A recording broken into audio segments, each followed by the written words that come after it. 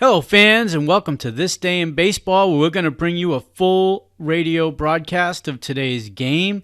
And before we do that, I just want to thank Classic Baseball Radio, and there's a link in the notes where you can check out their full channel. They have many great radio broadcasts. And while you're listening to today's game, if you want to check out much more about the game and the players, look on the links below, and you're going to see links to player pages, the date the game happened, the year it happened, and the play-by-play. Enjoy the game, and check out the links while you're watching the game, and please don't forget to hit the subscribe button so that every time new content comes out, you're going to get that firsthand.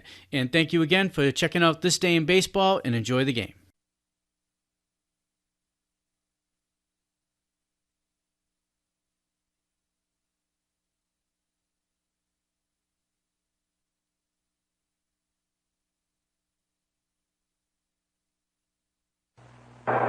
Dick McCall ready to step in now, lead off for the Detroit Tigers. He batted .249 for the year with 16 home runs and knocked in 56 runs. The Cardinals around the infield have Shannon at third, Maxwell at short, Javier at second, Cepeda on first base, Brock, Flood, and Maris in the outfield. The pitch, we're underway, it's outside for a ball. So the 1968 World Series is underway here in St. Louis. 80-degree weather, sunny skies. And two teams at one going away in their league. There's a cut and a miss on a fastball. And the count on McCall, the leadoff man, is 1-1. Young man from Connecticut. He started out as a shortstop. Tigers moved him to second base. He's much more at home there. The pitch is a ball wide, high and away, and the count on McCall leading off. 2 balls and 1 strike. McCarver working back of the bat, giving the sign to the fast-working Bob Gibson. And the right-hander fires. Here's a pop-up. Foul ball over near the Tiger dugout. It will be out of play. Shannon came over. McCarver went over, but it was in the seats, just behind the Tiger dugout.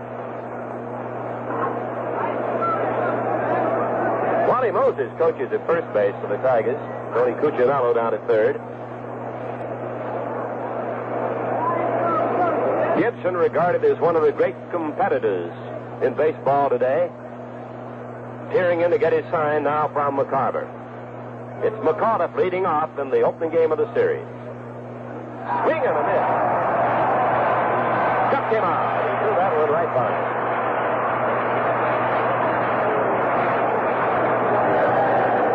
Now Mickey Stanley, the converted shortstop, steps in for the Tigers.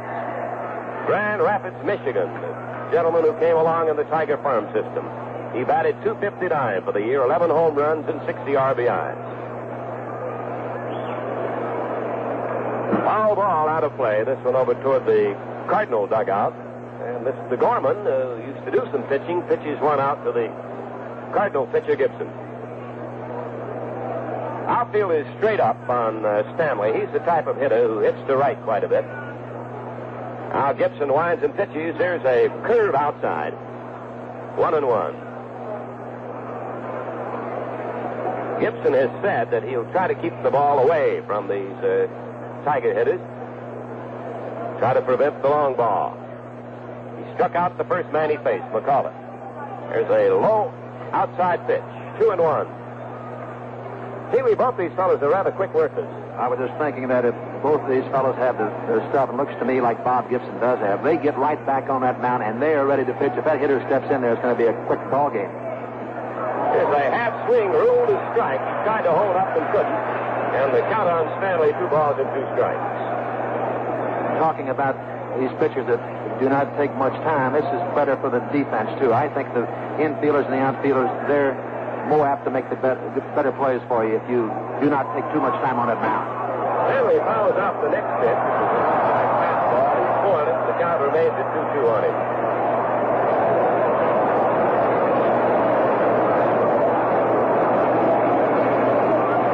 Gibson ended the 67 series by striking out Scott. He started the 68 one by finding McAuliffe. Here's the ball low.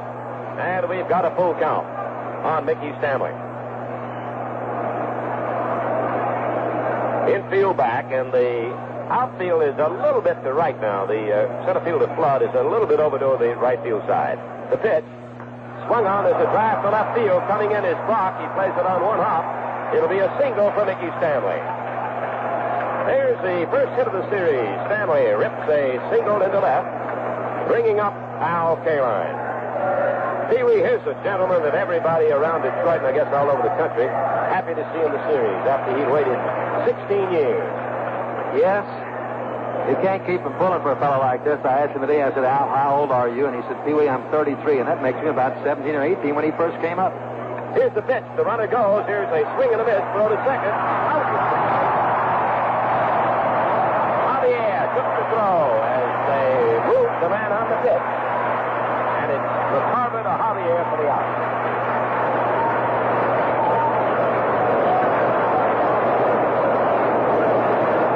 So Stanley cut down going to second base.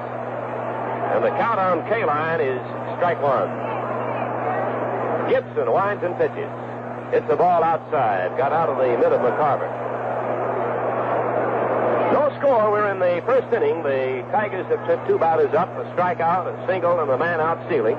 And that's the situation here in the first half of the first inning. Gibson on the mound. Kaline with a 1-1 pitch coming up. Swings and fouls it out of play. 1 ball, 2 strikes. Kaline, one of the few ball players who never played in the minor leagues. Came off the sandlots of Baltimore, right straight for the Tigers. Here's the pitch. It's a curve, it's high. 2-2, that's the count on Al. Well, Ernie, it looks like Mayo Smith's going to do a little running today if he has the men on there to run with. I think Al Kaline was a little unhappy with himself, and he probably had a hit and run on, and Al did not protect the runner, and you could see he was a little mad. Here's a cut in the wrist on a breaking ball. And the inning's over. That's the end of the half inning. It's the Tigers running and the Cardinals coming to bat. BFG Silvertown radial tires are available at BF Goodrich stores and dealers across the country.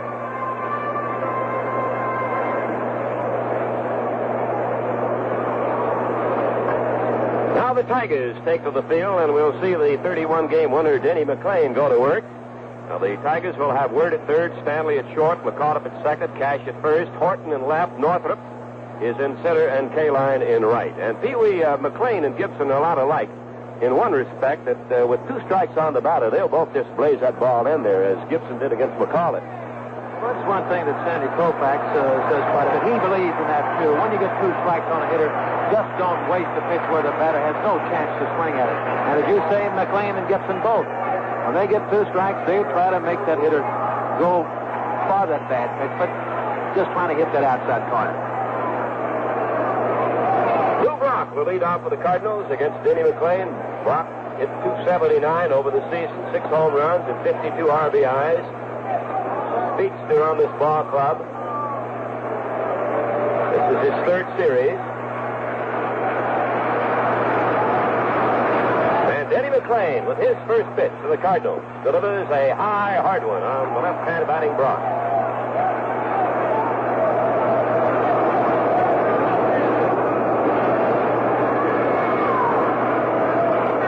He peers in the freehand to get the sign, pitches again. There's a cut on the miss.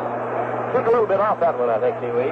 Yes, he did. I was just noticing what a Brock can do to a ball club. Norm Cash is about even with the bag at first base. And down at third base, Don Word, he must be 4 or 5 steps.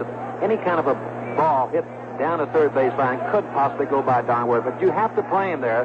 This fella, Ken Bunnan, likes to bunt. Here's the windup, and the pitch to Brock. He takes one that is in too close, 2-1.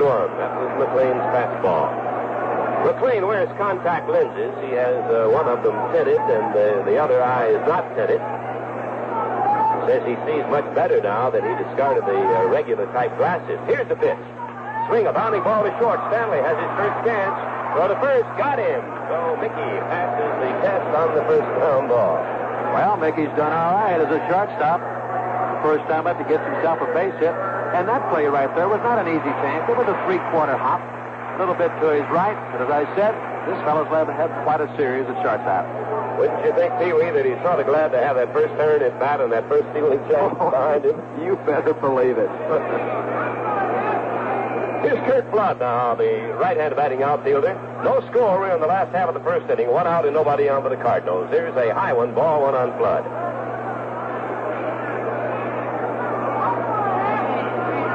Denny McLain pitching for the Tigers. Flood hit .301 over the year. Swings and misses. And the count is even on him at 1-1. They're playing him in a little bit close, too, but not as much as they did Lou Brock. Word is wide of the bag and inside it, almost to the inner grass. Here's the pitch. Swing and a tip foul out of the mid of freehand. 1 ball, 2 strikes.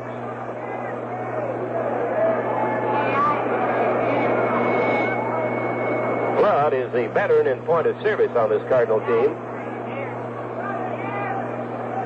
Great day for baseball, Mr. Reese. A little on the warm side. Yes, it is. When I woke up this morning, I thought it was May rain. Looked like it for a while. Here's the sidearm fastball, but for the first time it's high. 2-2. Now, Denny will do that a lot against the right-handers. He just started that this year. 1 out, nobody on. The game scoreless. First game of the World Series in St. Louis. First inning. Here's the pitch. Foul ball. It will be out of play. Hit that ball down on the hands and didn't get much on it.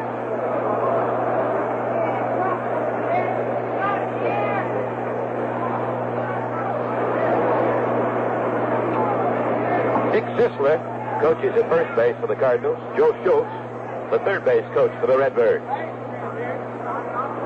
2-2 count on Kurt Flood, the right-hand batting outfielder. Here's the pitch. Swing, fly ball to right field, going over his K-line. Fairly easy catch for him. He makes the play for the out. 2 down and nobody out, and the veteran Roger Maris coming to bat. And here's the great favorite in St. Louis. Came from the New York Yankees and won a lot of heart here.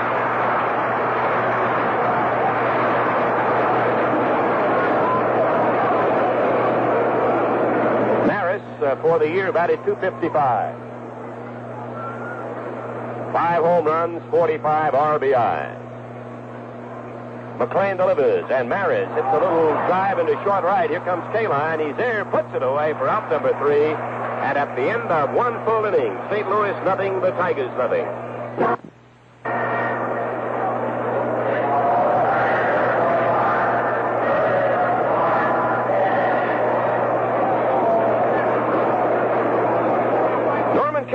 Will lead off for the Detroit Tigers. The game is scoreless. It's the beginning of the second inning in St. Louis. Cash finished the year batting .263, 25 home runs. He takes a breaking pitch across. Strike 1 call. Cash hit very well in the second half of the year. He was under the 200 mark in most of the first half. Fastball is low, and the count is even on Norman at 1-1. He opened up his stance during the second half of the year and picked up his batting quite a bit. Gibson delivers. Cash fouls it on the screen. Pee Wee, this fellow's had a history like that. He hits well for half a season, and then another half he won't.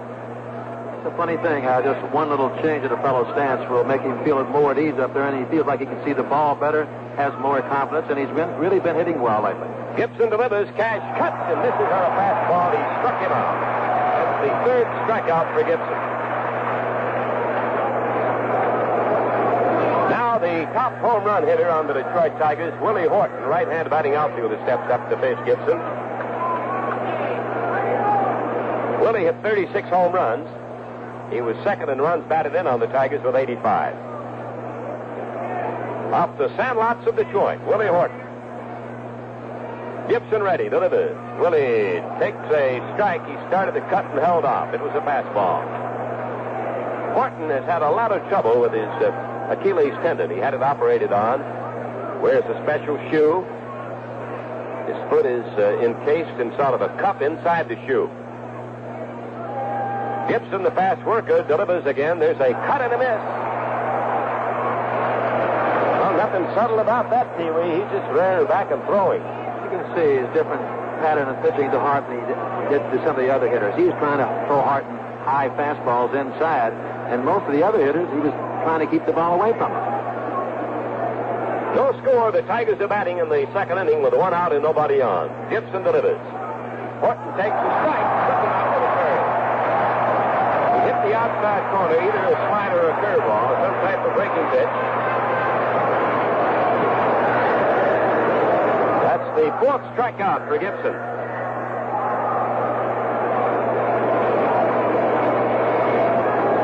The next Tiger batter, Jim Northrup. Those catchers don't always tell the truth, but on that pitch there with 2 strikes on Hart, McCarver really moved outside, and that's exactly where Bob Gibson threw it. Here's Northrup, a left-handed batter. Here's the strike on the outside corner. Northrup hit .264 for the season, had 21 home runs, led the team in RBIs with 90. Cut and a tip foul out of the mitt of McCarver.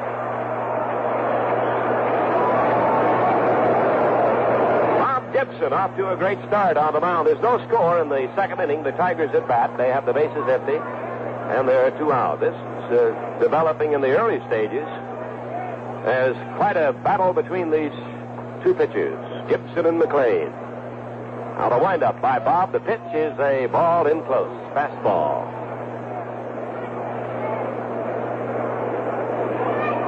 Been 1 runner in the game so far. Stanley's single with 1 out of the first inning. And was cut down on McCarver's throw to Javier. Swing and a miss. He struck him out. Side retired. And at the end of an inning and a half, it's Detroit nothing, the Cardinals nothing. This is Pee Wee Reese along with Ernie Harwell at Busch Stadium in St. Louis. We're going into the bottom half of the second inning. There's no score in this ball game. In fact, there's only 1 hit by Mickey Stanton, the shortstop. The first hitter for the Cardinals will be Orlando Cepeda. Ernie? Well, it's been Mr. Gibson so far as he has thrown that strikeout pitch, banning 5 Tigers in 2 innings, and the last 4 Detroiters have gone down on strikes. McLain set the Cardinals down 1-2-3 in their first inning on the ground to shortstop, and then 2 fly balls hit out to Al Kaline. So the first baseman, Orlando Cepeda, takes a high fastball from right-handed Denny McLain, ball 1. Cepeda batted .248 this past National League season. Cut and a miss. He sidearmed him that time up in the letters. And the count is even 1-1. After Cepeda, it'll be Tim McCarther and then Mike Shannon. The outfield is deep and almost straight away on Cepeda. The infield is back. The windup, the pitch. High fastball. 2-1. That's the count on Orlando Cepeda.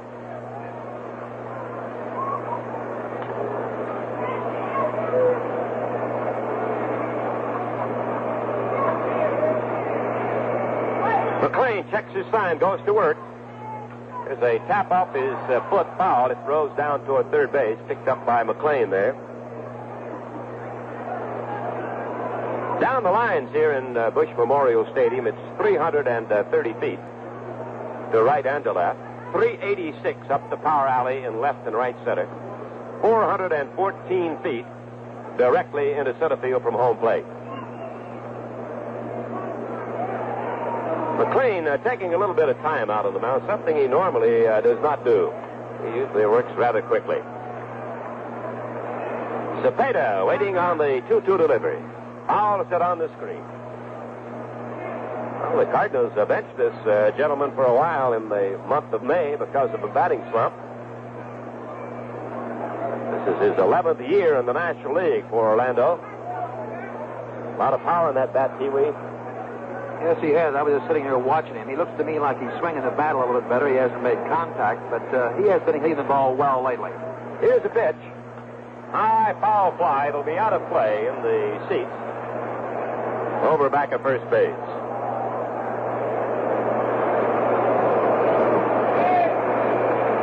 Two. That's the count on Cepeda. This game is scoreless. Cardinals are batting with nobody on, nobody out. It's the last half of the second inning. Now the windup by McLain. The pitch.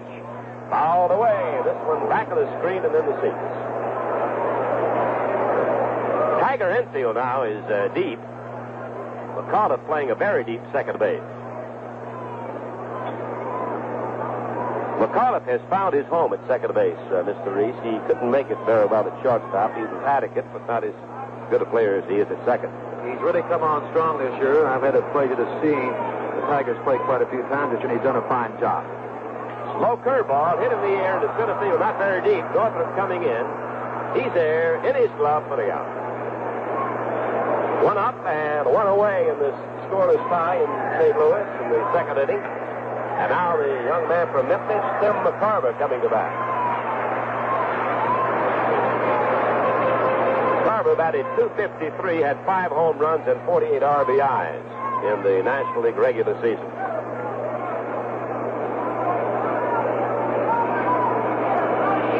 The batting hero of another World Series back in 1964 when he compiled a .478 average.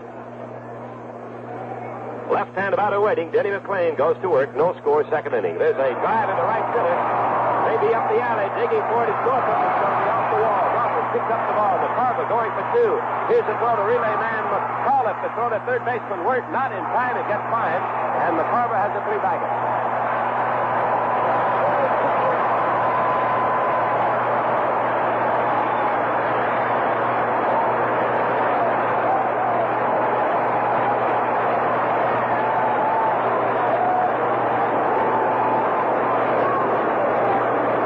McCarver triples up the alley in right center.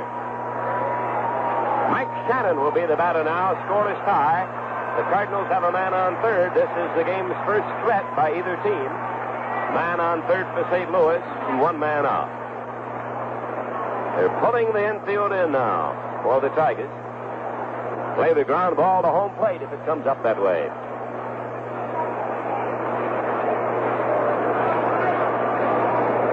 Shannon batted .266 for the season. Man on third for St. Louis. It's a 3-bagger for McCarver. That's the first Cardinal hit. Denny McLain trying to pitch out of a jam here in a scoreless tie in the second. Delivers high to Mike Shannon. Ball 1 the count on Shannon. McCarver the runner at third base.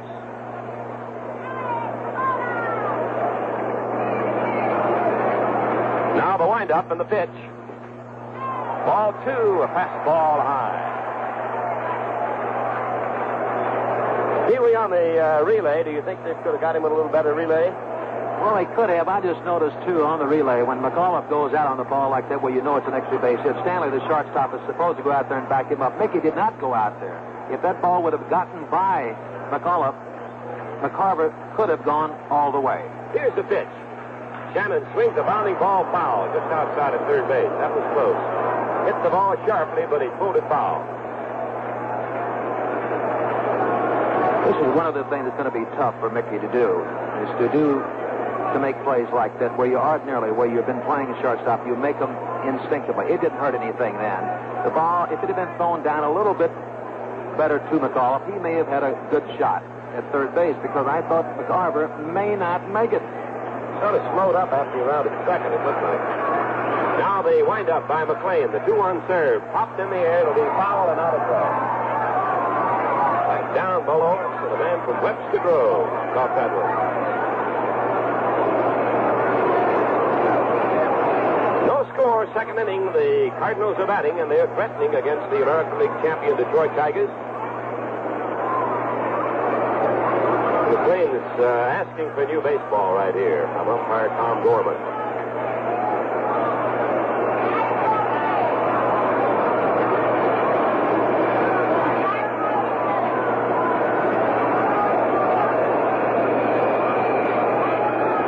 Outfield is deep to left on Shannon. The infield still in tight. McLain checking his sign with freehand. It's a 2-2 pitch coming up to Mike Shannon. McCarver the man at third base. 1 out. Here's the pitch. Struck him out. A fastball. He came side on him and got him swinging. McLain's first strikeout today. Julian Javier, the batter now. And the Tigers can move their infielders back.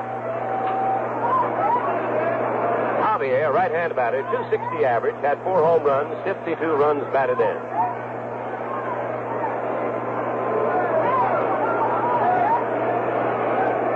Trying to adjust himself now in the batter's box.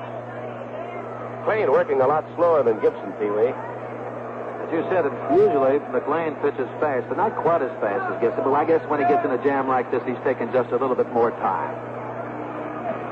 It's the ball low. He sidearmed it. Ball one, the count on Javier. Outfield is straight up and in normal depth on him. McCarver leaning just slightly off of third base. No score in St. Louis. The first game of the World Series, 1968. The windup, the pitch. Javier takes a high one. It was a curve, 2-0 the count on him. Del Maxwell, the next batter. Triple by McCarver, getting McLain in trouble. He's trying to pitch out of this jam. He struck out Shannon for the second out. So McCarver now at third with 2 down. The game's scoreless. Denny checks his sign with his catcher Freehand. And the pitch. Strike. Sidearm fastball. Got the outside corner. Well, a little bit of a look from Javier back to umpire Gorman.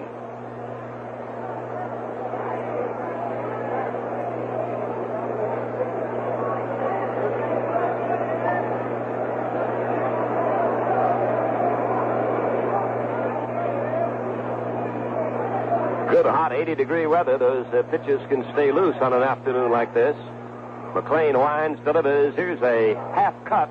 It's ruled a ball. He swung at a pitch up at the shoulder, but he checked in time.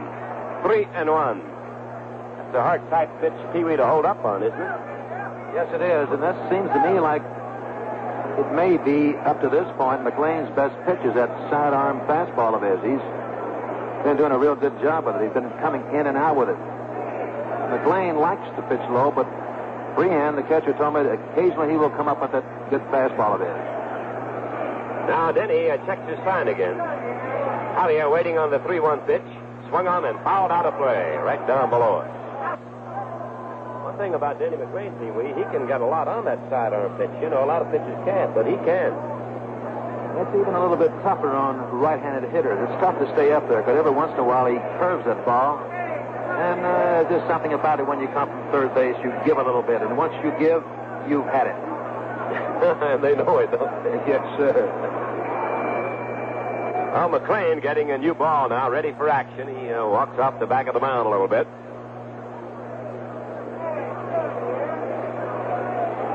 Denny is just 24 years old. He lives in the suburbs of Detroit. Here's the pitch.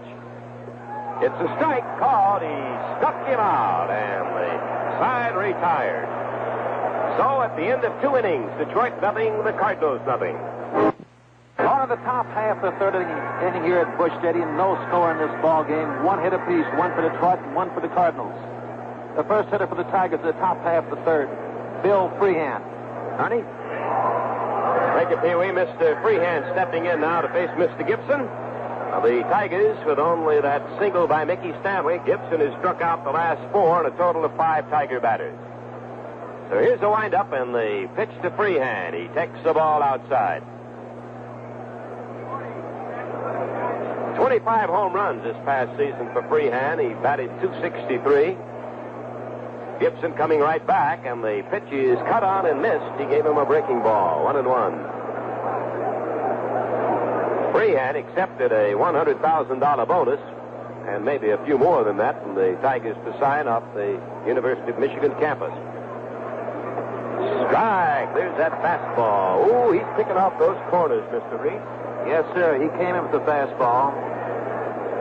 Ball 1. Then he came with a curveball after being behind Freehand. And then he comes right back with a fastball. Here's the 1-2 serve now. It's a ball outside. That seemed to fool Freehand, but it missed the strike zone. I believe he may have been looking for the curveball. He took a half cut, he held up, and it was ruled a ball. 2-2. That's the count. The game is scoreless. We're in the third inning in St. Louis, the first game of the World Series, 1968. Swing and a foul off the mask of McCarver. Still 2-2 on Freehand. Wally Moses helped this fellow a great deal, Pee-wee, with his batting. He didn't have much strength behind that swing up until a couple of years ago. Now the windup by Gibson, the pitch. Curveball high. Low count. talking about Wally Moses, of course, he's been a batting coach for a number of years, and I guess he's one of the best in the game, which, to me, I think it's very important for a club to have that. Also, I imagine the fellow by the name of Johnny Sane, your pitching coach over at Detroit, has done a fine job. He sure has. He's been great. Now the windup and the pitch to Freehand. Fouled out of play. This one over the screen and back of the seat. No runs, one hit, no errors. On each side, the Tigers are batting in the third. Nobody on and nobody out. The batter, Bill Freehand, facing Bob Gibson. Now the Cardinal right-hander winds and deals. Here's a pop-up. Maybe out of play. Foul ball, back of the seat. Still 3-2 on Freehand. Freehand is taken over as son of the leader of this Tiger ball club. Had a great year as a receiver. 25 home runs. A lot of power. Now the 3-2 pitch again. Swings a bounding foul ball. It's down past third. We're in the third inning. There's no score. Each team has one hit. Neither team has made an error. Talking about Freehand being the leader, I got a big kick out of what Freehand wrote on the blackboard in New York after the Yankees had beaten you all 4 straight. He said, anyone that thinks the world ended today, they do not belong here. Coming in with the Tiger team into the dressing room, Norman Cash had a line before the guys got dressed. He said, this is not a drill, fellas. Here's a strike. Here's all over. He took a half swing, and it drew the strikeout. That's the 6th strikeout for Gibson. 5 in a row.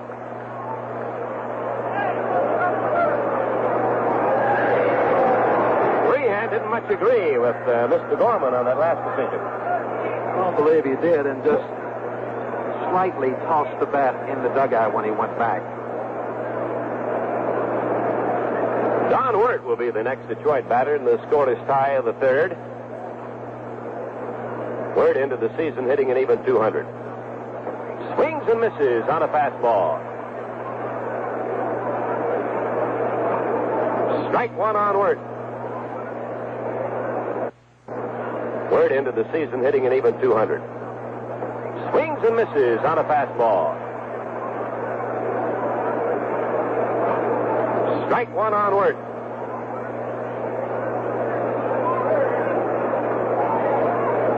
Here's a windup and the pitch. He fouls it off. Strike 2.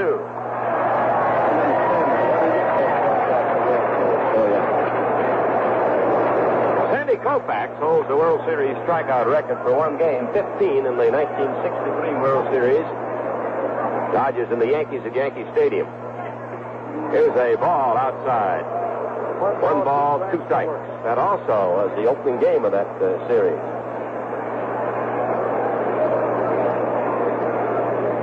Gibson delivers. Wirt swings. A base hit. Center field. A line shot single by the little Pennsylvanian Don Wirt. He rips one into center. And the Tigers have a man on and the man out with Denny McLain coming to bat in the scoreless tie, third inning. Fella helps himself with a bat once in a while, Pee Wee. Yes, he does. Of course, I don't think he's going to be hitting away here. I think he'll be trying to get down where I think he'll be sacrificing. He squares the bunt, and he does bunt. It's foul on the screen. Get a triple or a home run or something not too long ago? Well, he had 3 hits out in Anaheim. Yeah. And hit a 3-base hit, in the game at Detroit. There's a bunt foul. It'll be over the screen and out of play. Denny has tried to sacrifice here, fouled off 2. He's a very good bunter. He has about 16 or 17 sacrifice hits this past season. In fact, he led the Tiger team in that department. They're still looking for the bunt with 2 strikes on him. 1 man on, 1 man out. He bunts the ball, foul, and he strikes out. So there's sort of a bonus strikeout for Mr. Gibson. That's the 7th strikeout for Bob Gibson. Well, Ernie, I imagine someone will be saying now, just can't understand why a fellow stand there squaring around like that. He cannot bunt the ball. But Gibson knows that McLain is going to bunt, and he's throwing that fastball up around his letters, and it's tough to bunt that ball. It's very easy to pop it up. Two-sided coin, all right, isn't it? Yes, it is. Here's McAuliffe batting now. He fanned the first trip. Takes a breaking ball through the letters for a strike. The game is scoreless in the third. The Tigers have a man on first and 2 out. Well, the outfield is a little bit to right on McAuliffe. He, too, like Cash, hits out of an open stance. Strong arm and wrist on this young man. He swings it. The ground ball to Cepeda. He'll make the play unassisted at first base, retiring the side. And at the end of 2 1/2 innings, it's Detroit nothing and the Cardinals nothing.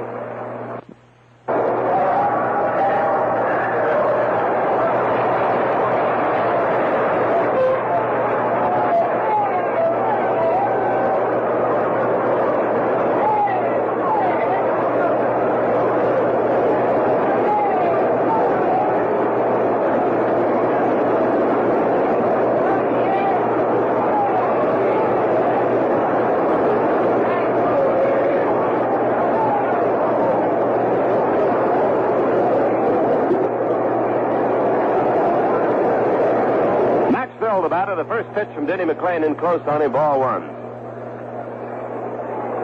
Right-hand hitting infielder, Dal Maxwell. McLain delivers. It's a ball outside, 2-0. That was Denny's curve. Maxwell batted .252 in the National League season and 1 home run, knocked in 24 runs. No score last half of the third. Fastball jams him 3-0 on Maxwell. Well, the only Tigers who have not struck out against Gibson are Stanley with a single, Wirt with a single, and McAuliffe with a bounce out to first base in the first 3 innings. Here's the ball low and away. He walked in. That's the first walk by either pitcher. Maxwell draws a base on ball, and Bob Gibson, the pitcher, will come to bat.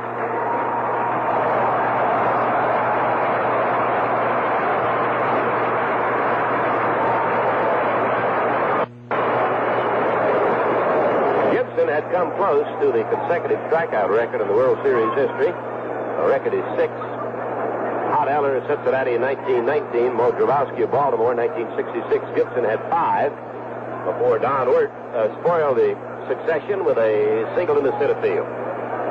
The Tigers are looking for the bunt here with Gibson at bat for the man on first base, Maxwell. Nobody out. He squares and takes a fastball. Strike called. No score. The Cardinals are batting in the third. Maxwell at first base, and nobody down.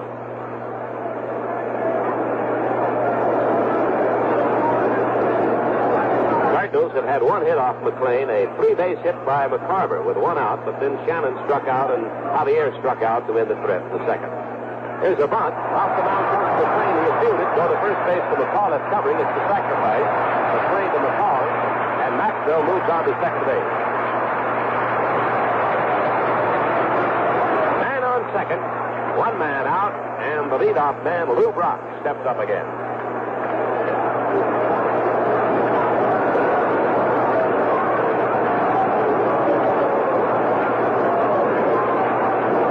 First time at bat, Brock hit a ground ball to Mickey Stanley, and short hopped it and fired over to Cash to get it.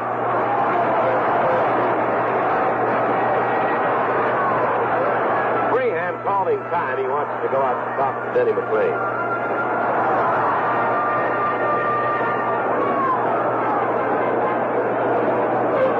Has no runs, 2 hits, no errors. The Cardinals, no runs, 1 hit, and no errors so far. Folks here at Busch Memorial Stadium get a lot of sunshine. Here's the left-handed batting Brock at the plate. McLain on the mound, checks his runner, delivers. Foul ball out of play. This one back to the left of home plate.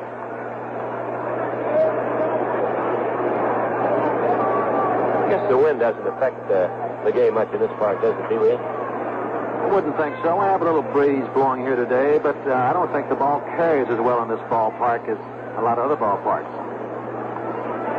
All these many tiers here block off that breeze. Strike 1 to count on Brock.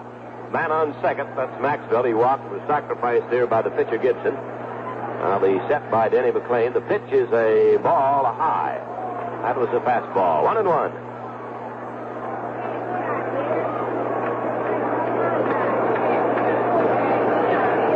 Word is laying in a little close to third base, but he's got to watch that man at second at the same time. Here's the pitch. Brock hits a bounty ball to McLain. He turns. He's got Maxwell in the chase. Gets him at second base on a throw to Mickey Stanley. Safe at first on the field is short is Brock. McLain turned and then threw Stanley, who ducked behind the runner Maxwell, took the throw for the out. McLain made a nice play there. I mean, he didn't commit himself right away. He ran at Maxwell and made him make his move. And just as soon as Maxwell went back to the bag, McLain threw the ball to the shortstop, Stanley, who was covering. Well, we're going to get a chance right now to see if Brock will take off. He's on at first. The hitter's Kurt Flood. Well, this is something that's been talked about for the last several weeks. The running of Brock against the Tiger pitcher, in this case, Denny McLain, and the Tiger catcher, in this case, Bill Freehand. Well, Brock's drawn a couple of throws. The Tigers say, keep him over there, throw, but don't forget about the batter. Don't lose your concentration on the batter. And by all means, put something on the pitch when you throw to the plate also. He doesn't go, the pitch out. It's a high fastball. Game is scoreless. Third inning, the Cardinals at bat. They've got Lou Brock at first base, and 2 men are out. First game of the 1968 World Series. We're in St. Louis. Brock edging off. The crowd is urging him to go. He does go. The pitch is taken. The throw by Freehand to second. It's wild. Goes into center field. Brock gets up. He'll go on to third. The ball picked up by Norfolk, and Brock is at third base with 2 outs.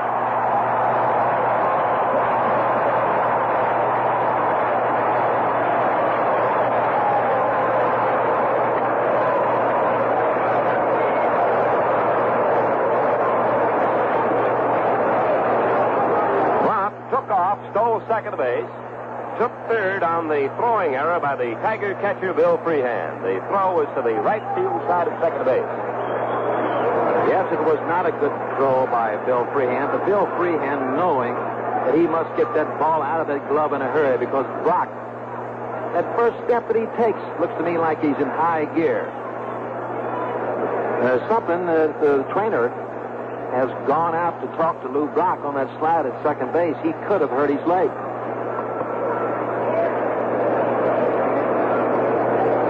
You know, another thing, Pee-wee, Freehand didn't seem to get much steam on that ball either when he let it go, did he? Ernie, wouldn't you imagine that you get a little anxious, you want to grab that ball in a hurry? It's been talked about so much. You know, Brock getting on at first. You must keep him off the bag. He's going to run as soon as he gets there.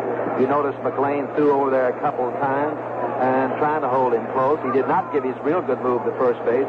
But just as soon as he went home, there goes Brock.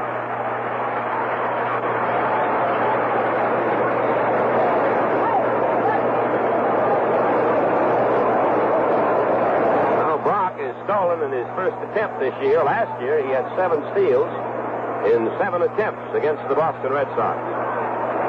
The batter, Kurt Flood. No score. Third inning. Man on third base. 2 men out. He bunts the ball toward third. It'll be a foul. Flood trying to bunt his way on. This is a play that you see the Cardinals pull quite a bit, especially a fellow with Flood up there who can bunt, who's a very good bunter. He'll also push that ball by the pitcher down the first baseline at times. But why he can do this, you have probably the best base runner in baseball, Lou Brock, on at third, and he's always awake, ready to come in. Although it's 2 outs, they still try to catch that third baseman back just a little bit. So Wirt laying in a little close now inside the bag. It's a strike 1 count on Kurt Flood. Brock at third. He's coming down the line slightly. McLain gives him a look. And then he moves on back. This is the second time of the game the Cardinals have had a man at third base.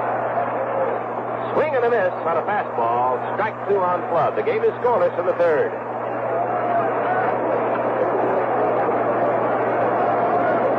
Brock seemed to hurt his shoulder in the slide at second base, but apparently not very seriously. Here's a pitch. High and in close.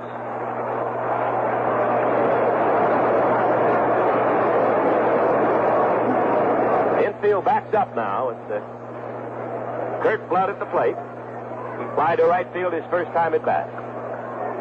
Roger Maris waiting in the on-deck circle. No score, third inning. Now the windup and the pitch. Swung on and popped in the air. Back of the mound. Wirt is calling for it. The third baseman. Now Stanley takes it. right back to the pitcher's mound for the out, and that retires the side.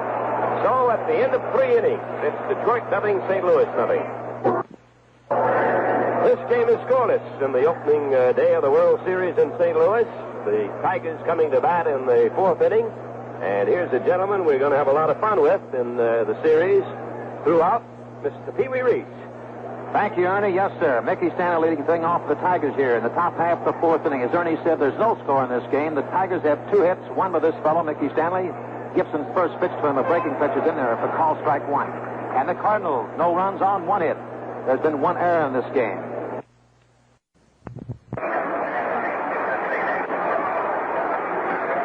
Left-hander against the left-hander. Hassler delivers. Here's a bounding ball to right. It'll be made by Detroit. They are playing Stanley straight away. Gibson does not take too much time. Into the windup. Here's the pitch.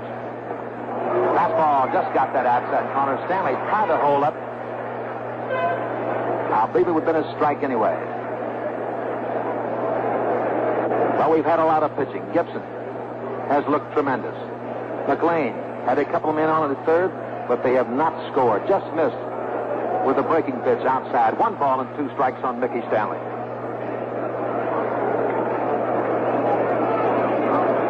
Stanley would be followed by Al Kaline and Norm Cash. There's a ball hit out to right field. Roger Maris going back. Should have no trouble with it. In the right field, underneath it and takes it. Oh, out number 1.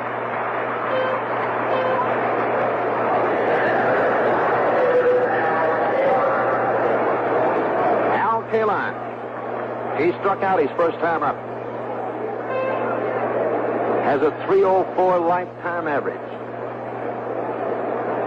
16 seasons with the Tigers. Tim McCarver, the catcher, moves outside. A curveball low and outside, ball 1.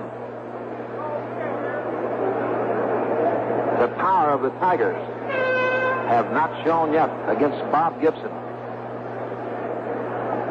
Curveball in there for call strike 1. 1 ball and 1 strike.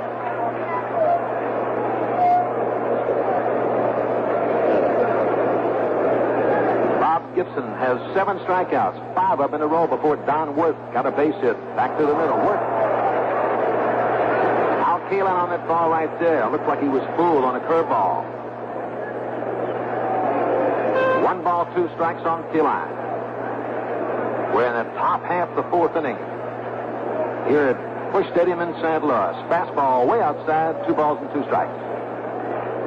I'm Pee Wee Reese along with Ernie Harwell bringing you the first game of the World Series, the 65th World Series.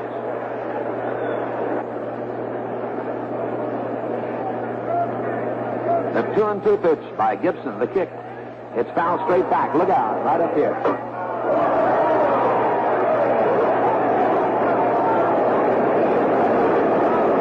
Watching Gibson, he's got a classic physique for a pitcher. Tall and rangy and a lot of leverage.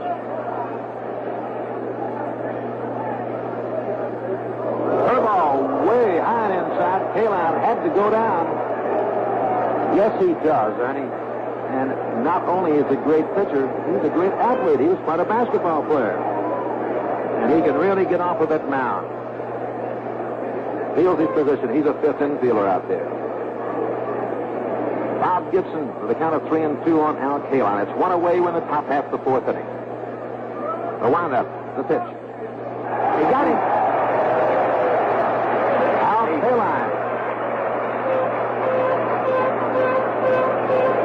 takes the 3rd strike. And that's the 8th strikeout for Bob Gibson. Norm Cash. Here's a fellow can hit it out of any ballpark.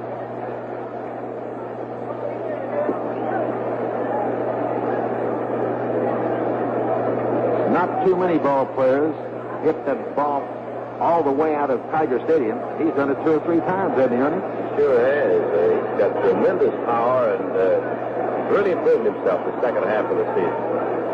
Right down and into the bat. It's 2 away. We're in the top half of the 4th inning. Checks his swing. It's high and outside. Ball 1. Defensively for the Cardinals, Cepeda at first. Javier at second. Maxwell at short, Shannon at third. Left field, Brock. Center field, Flood. Right field, Mass. There's a fly hit out into center field. Flood coming in. Should have no trouble with it. And that's all for non-cash, and that's all for the Tigers in the top half of the fourth inning. The score after three half the fourth inning, Roger Maris, the first hitter. Ball one on him. Denny McLain. Fastball inside. Ball two. No score in this ball game. As everyone said, it's a pitching duel, as they thought it would be, between Denny McLain, who won 31 games, and Bob Gibson, the great pitcher for the Cardinals, who won 22 games. Fastball, outside, ball three. Like McLain trying to pitch a little bit too couple to Roger Maris. Still ahead part of series last year. Batting .385, leading both clubs, and runs batted in with 7. He's tough in the clutch. There's a high fastball, ball 4. That's the second walk. Given up by Denny McLain. Orlando Cepeda. He flied out to Jim Northup in center field. His first time up today. He's 0 for 1. There's no one away. Cepeda, who hits to all field, has good power. Freehand, he is made a bluff at Roger Maris to throw down at first base. 1 ball, no strikes on Cepeda. The next hitter will be Jim McCarver, who hit a triple in the second inning.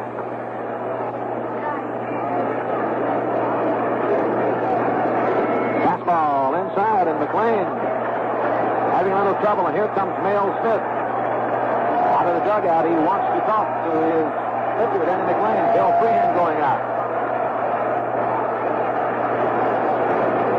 Denny doesn't seem to be throwing as hard as he normally does, and each of his walks in the third and the fourth inning were issued to the leadoff man. Maxwell walked in the third, then Maris leading off here in the fourth with a base on ball. Mayo Smith. Good talking to McLain. Cepeda back in there with a count of 2 balls and no strikes on it. On at first base, Roger Maris. Stanley and McAuliffe over close to the bag. Worth deep at third. Cash holding Maris on. There's a foul, stay back. 2 balls and 1 strike on Orlando Cepeda.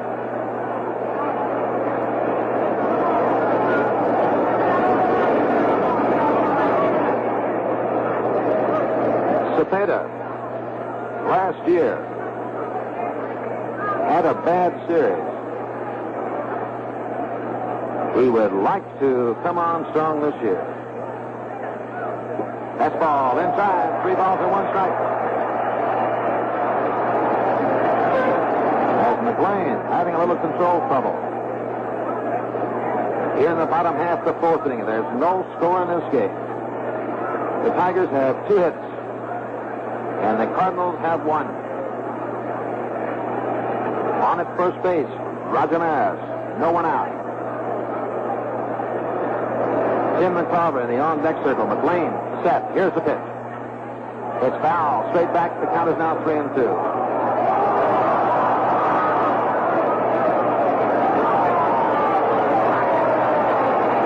The Cardinals, they like to run.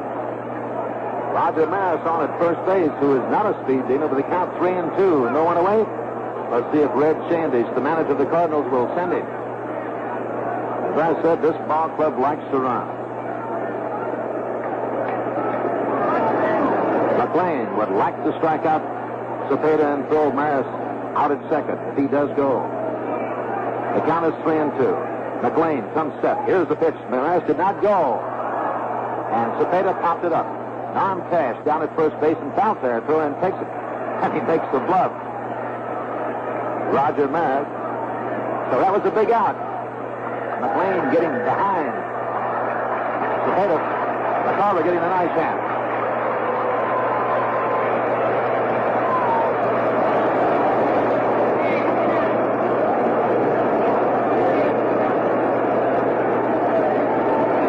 Jim Denny McLain hit 314 in his final 30 games in 1968.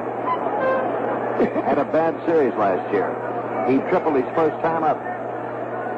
He has the only hit for the Cardinals. McLain pitched to him a fastball, high and outside. Hit a curveball his first time up.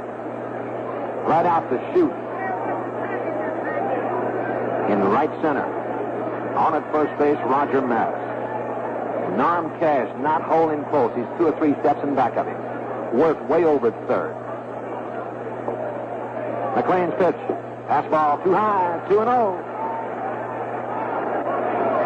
And McLain looks like he's a little unhappy with himself. Control is something that Denny usually has a lot of. It's very seldom does he get wild or even get behind on batters, but he's not quite had that control today. When he gets wild, Ernie, does he usually get wild with his fastball or curveball? I'd say the fastball usually, and most of the time up high. The 2-0 pitch. Fastball way outside, ball 3. Now Carver checking with his coach, Joe Schultz. Down at third base. Maris on at first. The next hitter, Mike Shannon. The 3-0 pitch. McCarver taking it all away. Ball 4. There we go.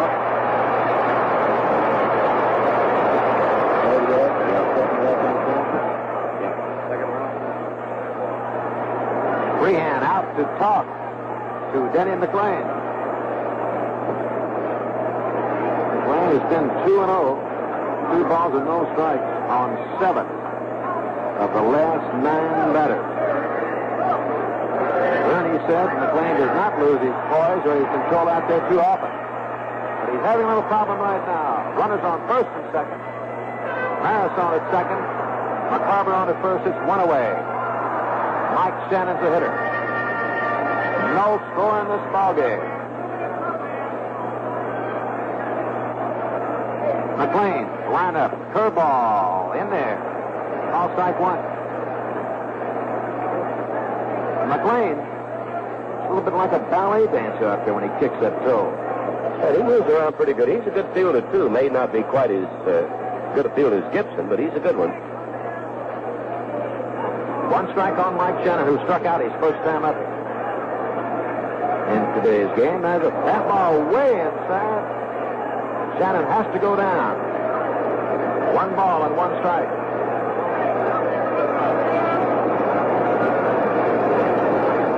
No runs, 2 hits, 1 error for the Tigers. For the Cardinals, no runs, 1 hit, no error. But the Cardinals are threatening here in the bottom half of the 4th inning. Maris on at second by a walk, and McCarver on at first by a walk. The pitch, foul off the right, back up in the stands. 1 ball and 2 strikes. Well, the attendance today is 54,692 paid admissions. That's the largest crowd ever at Busch Memorial Stadium. Well, we couldn't have a nicer day. Just a few scattered clouds. Temperature about 80 degrees. And brother, it can get hot in St. Louis during the summertime. A beautiful day for a ball game, and that's what we're having. Here's the 1-2 pitch. The ball is foul back. Freehand takes a look at it. No chance. And the count remains 1 ball and 2 strikes.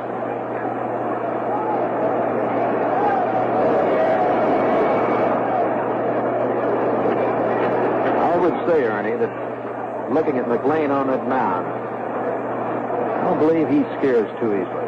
No, he's a fellow who has risen to every occasion so far. Runner on second, Roger Maris. On at first, McCarver. Mike Shannon. A slow curve. Iron outside. Just missed. 2 balls and 2 strikes. Not use that pitch as much in this game as we normally see him at slow curve ball. Those rather slow curves? Yeah, big change up. Sets up his fastball with it. I see too many pitchers throwing it with 2 strikes on the bottom. The 2-2 pitch on the way. Base hit. Out of the left field. Here comes Willie Hart. He cannot foul the ball. Here comes Roger Maris to score the first one in this ball game. Over to third. Tim McCarver. Down to second. Dennis.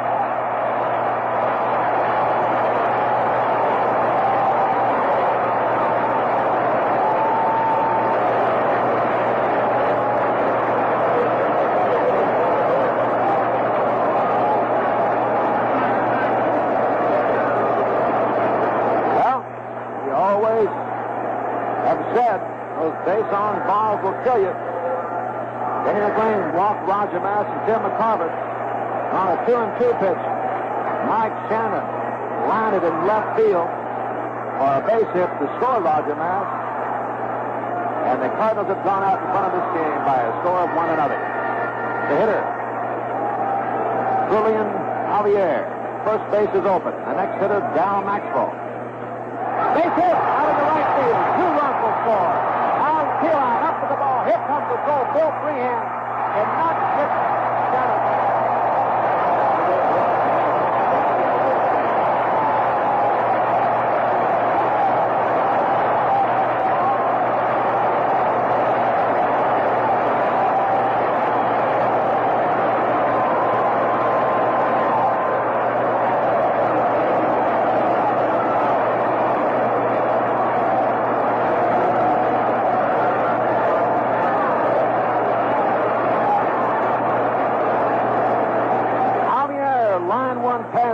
Out in the right field, scoring 2 runners. The Cardinals now lead 3-0, and watch out for a hit and run. Maxwell likes to send that runner. Javier on at first base can run. He is checking with Joe Schultz down at third base right now.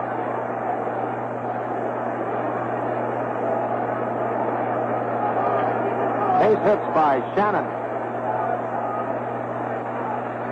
There goes Javier. Here comes the throw for Freehan. And Stanley throws over wide.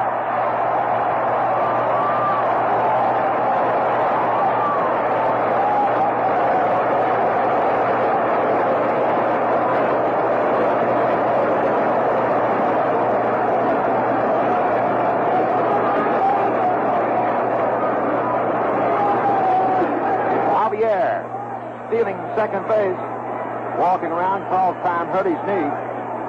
And the Cardinals are running them wild. 2 balls, no strikes on Dal Maxwell. McLain's pitch turn. The ball is hit out into left field. Willie Hart calls for it. Should have no trouble with it. Underneath it and takes it for the second out. And talking about Willie Hart, that base hit by Mike Shannon at Hart in charge. Tried to throw the run out at home. He didn't get the ball. He got an error on it.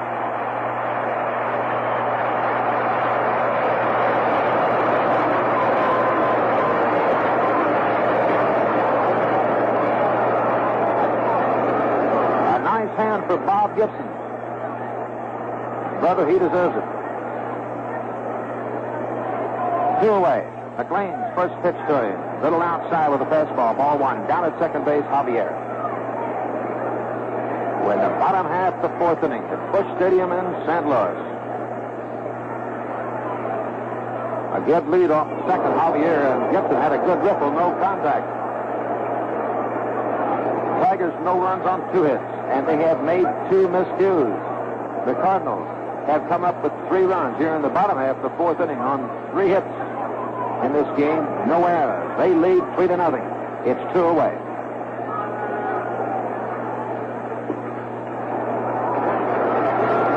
Fastball. Iron inside. Looked like Gibson was taking all the way.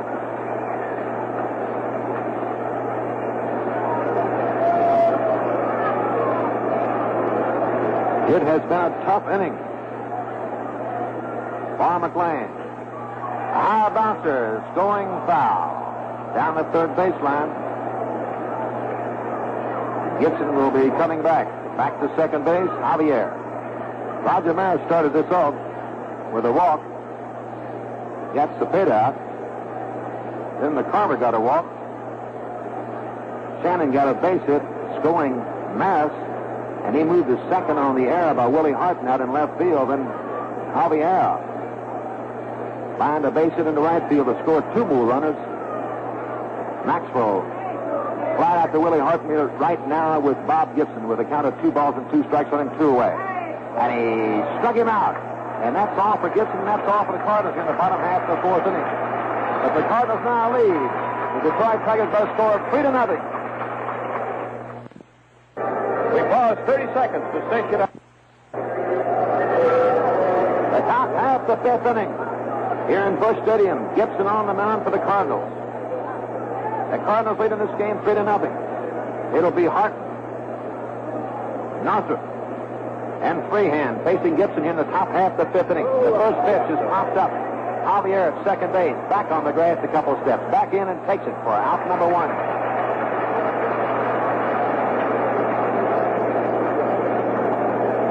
Well, Ernie, the Tigers have been in this situation many times this year. That's right. They came from behind 40 times over the season, Pee Wee, and won the ball game in the 7th inning or beyond. So that's about 40% of their victories were scored in that fashion. A late inning ball club, the Tigers. Of course, they're facing a rather tough opponent today in Bob Gibson. Fastball outside, gets by McCarver. Retrieves the ball. 1 ball and no strikes on Jim Northrup. Northrup struck out his first time up today. We're in the top half of the 5th inning. 3-0 Cardinals. Foul, and he got Tom Gorman, the umpire, behind home plate. Got him on the foot. And that stings a little bit.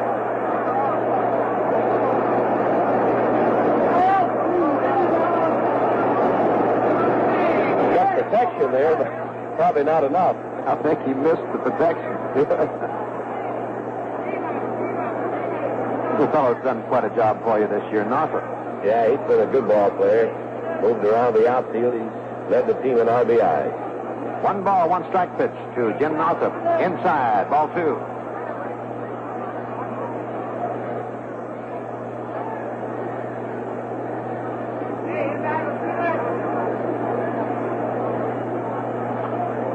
There's the ball foul straight back. And the count remains 2-2. Bob Gibson, just as soon as he gets that ball, he's back up on that mound ready to pitch, looking into his catcher, Tim McCarver. They're playing Northrup straight away, in the outfield and in the infield.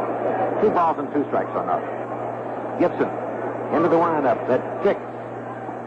Curveball just breaking inside, makes the count 3-2. That's right. No walks and 8 strikeouts. 8 strikeouts for Gibson. No walks. The count is 3-2 on Jim Northrup. Line drive, Maxwell. There's it. Shortstop.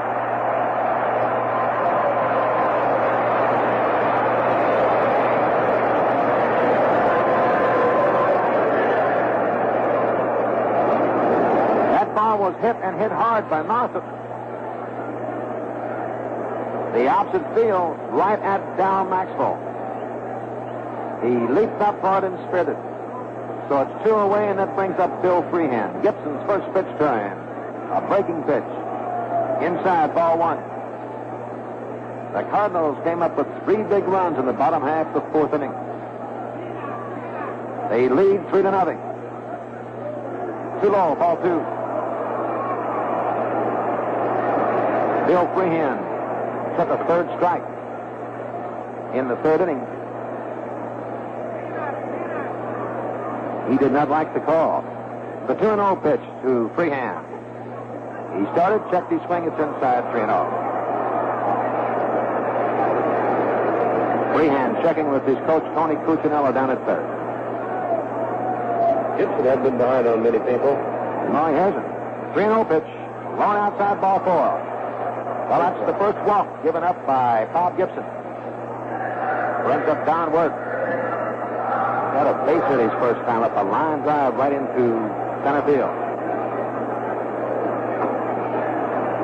The top half of the 5th inning. Gibson checks Freehan at first base. Swing and a miss by Don Wood. With the score 3-0, Cepeda at first base not holding Freehan close. He's a couple of steps in back of Bill. It's 2 away. Shannon a couple of steps in back of 3rd. Don Wood kind of fooled on that slider. Tried to check his swing, went through, and it's 2 strikes on it.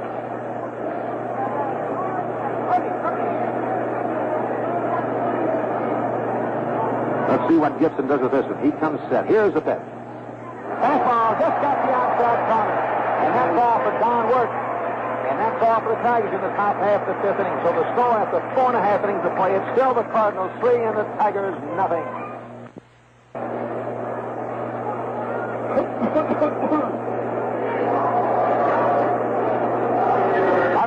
fifth inning. Ernie Harwell and I'm Pee Wee Race bringing you today's game, the first game of the World Series at Busch Stadium in St. Louis. The first hitter for the Cardinals, Lou Brock. Then it'll be Curt Flood and Roger Maris. Denny McLain. Curveball, fouled off the left, strike one. I don't think Brock was fooled on that slow curve.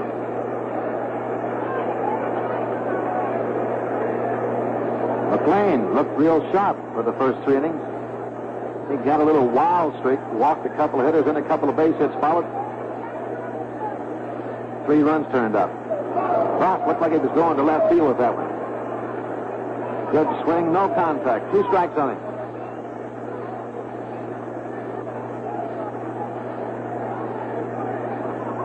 Willie Harton over toward the line in left field. Straight away in center field, Jim Northrup. Down to Don Worth on 2 knees. The long throw over to Norm Cash, and that's all for Lou Brock. So it's 1 up and 1 down here in the bottom half, 5th inning. Curt Flood. Let's see what he's done.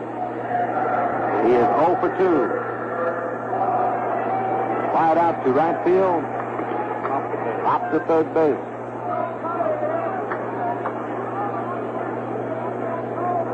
Denny McLain into the windup. That kick. There's a foul straight back. Strike one.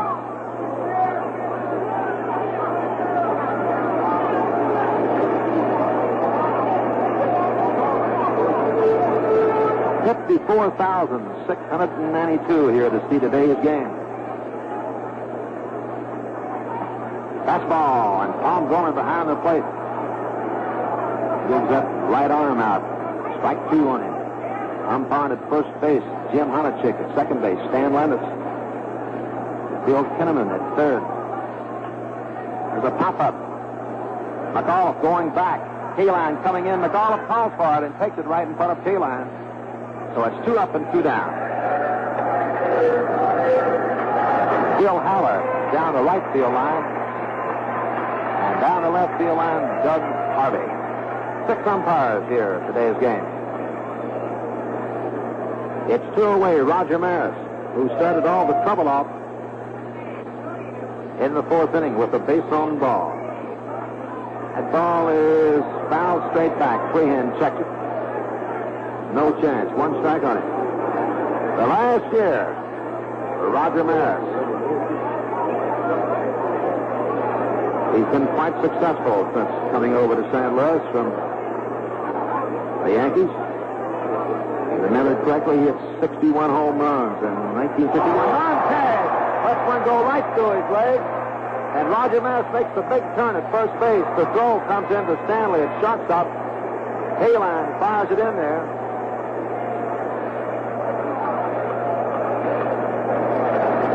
And the Tigers get their 3rd error of the ball game. Looked like Norm Cash.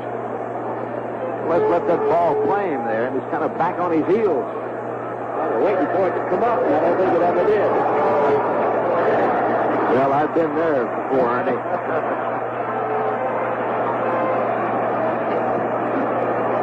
Randall Cepeda, 0 for 2. It's 2 away.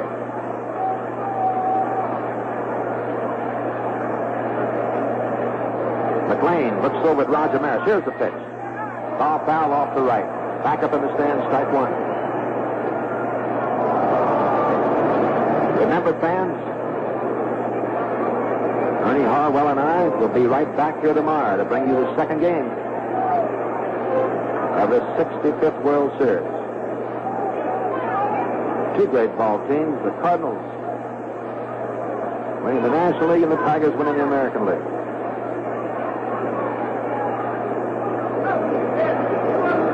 McLain comes set. Here's the pitch. Fastball inside. 1 ball and 1 strike.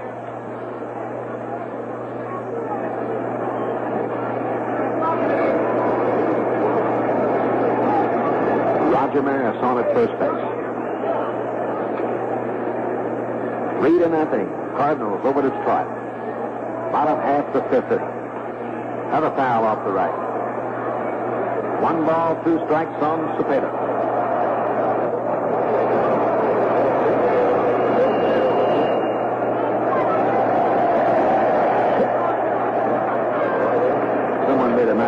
back in the stands. Gets a nice hand.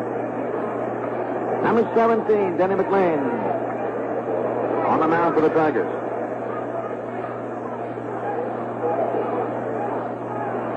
One ball, 2 strikes on Cepeda. Roger Maris edging off the first. Here's the kick. There's a ball hit hard. It's going foul.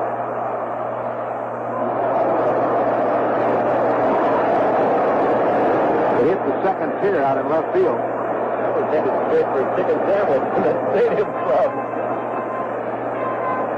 See, one thing, Ernie, it didn't take long to get out there either. Oh, boy.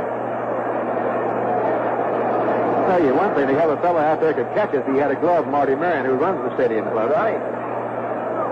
1 ball, 2 strikes on Cepeda. Just missed the curveball. 2-2, 2 away. Roger Maris on at first. Tom Cash at first, McAuliffe at second, Stanley at short, Wood at third. Here's the pitch to Cepeda. Oh, hit hard out in left field. Willie Harton going back. Can he catch it? Yes, sir. A fine catch by Willie Harton out in left field coming off of that wall. So that's all for the Cardinals here in the bottom half of the 5th inning. The Cardinals lead after 5 innings of play. 3-0 over the Tigers. Ernie Harwell along with Pee Wee Reese, Busch Memorial Stadium, St. Louis, first game of the World Series. The Cardinals had 3 runs on 3 hits and no errors. The Tigers, no runs, 2 hits and 3 errors, as the 6th inning is about to get underway. Manager Mayo Smith now is making his first lineup change. He's going to pinch hitter Tom Magic, the young left-handed batting infielder with a .203 batting average, will come in to bat for the starting Tiger pitcher, Denny McLain. And here to bring us the action, Pee Wee Reese. Tom Magic batting .203. A left-handed hitter going against Bob Gibson batting for Denny McLain. Fastball. On outside, ball 1.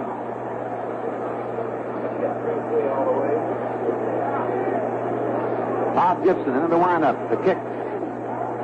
Foul straight back by Magic. See, McLain went 5 innings. Gave up 3 runs on 3 hits. A little control problem. Who walked 3 and struck out 3. That's Denny McLain. 1 ball, 1 strike on Magic.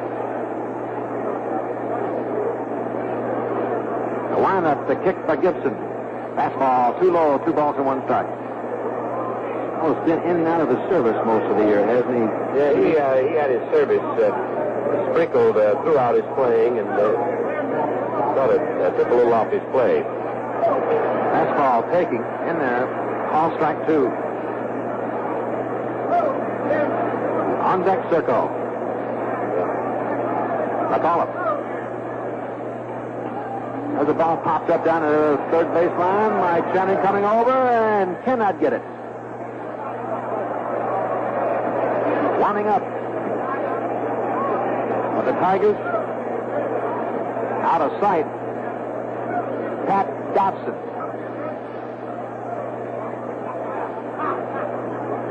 Two balls, 2 strikes, no one away. Tom Magic, the hitter. And Bob Gibson has looked great so far. He has given up 2 hits and no runs. The kick by Gibson.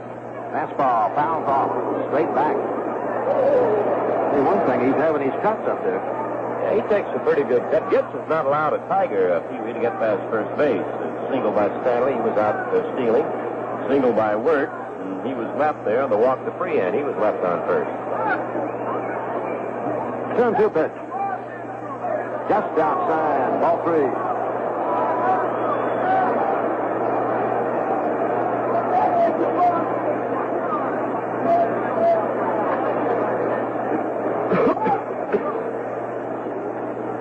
Gibson taking a little bit more time now. Here's the 3-2 pitch. A grounder out to Cepeda. He'll have to flip the ball over to Gibson covering first base. And he did. And that's all for Tom Magic. You got a pretty good idea right there how fast Gibson can get off that mound. He gets over there in a hurry. And that's a big asset to that first baseman, giving him the ball. If he can get there and get set, much easier play. Dick McAuliffe is the hitter. He's 0 for 2. Ground ball out in the right field for a base hit. McAuliffe makes the big turn at first base. Roger Maris up the ball into Javier at second.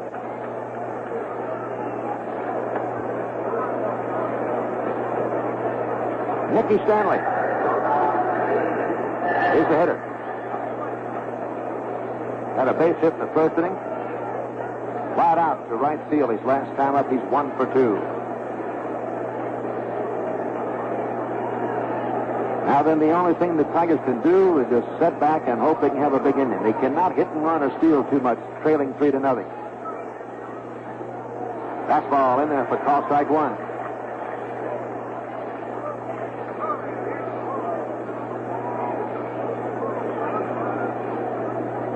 As Ernie told you, the Tigers have not had a man to reach second base. Curveball in there. Call strike 2.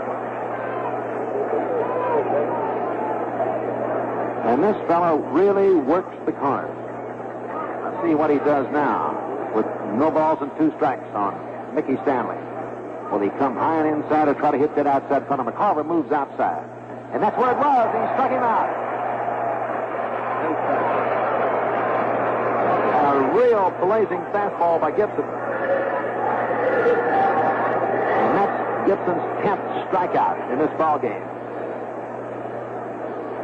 And we're just in the 6th inning. So stay with us, fans.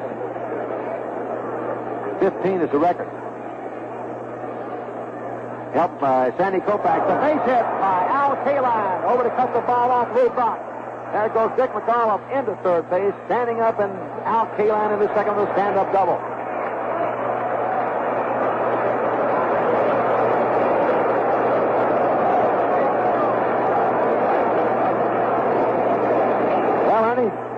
That's the way this ball club's been doing all year. All of a sudden, they look kind of bad. You say, well, they're dead, and bang, bang, home run, back in the ball game. And that's Kaline, too, Pee-wee, because he pulled him twice on strikes, and then this time Al hit the ball very cleanly and got a 2-base hit. And this is the first threat the Tigers had showed at all against Gibson. McAuliffe on at third. Al Kaline with a double on at second. Norm Cash is the hitter. First base is open. Willie Hart in the on-deck circle. Gibson checking with Tim McCarver. Into the windup. Here's the pitch. Swing and a miss. Strike 1.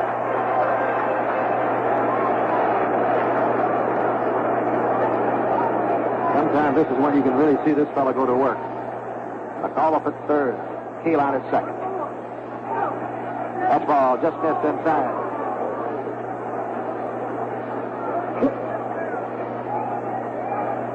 Cash struck out the second inning. Flied out to center field. His last time up, he's 0 for 2. The wind up, the kick, the curveball in there. Beauty.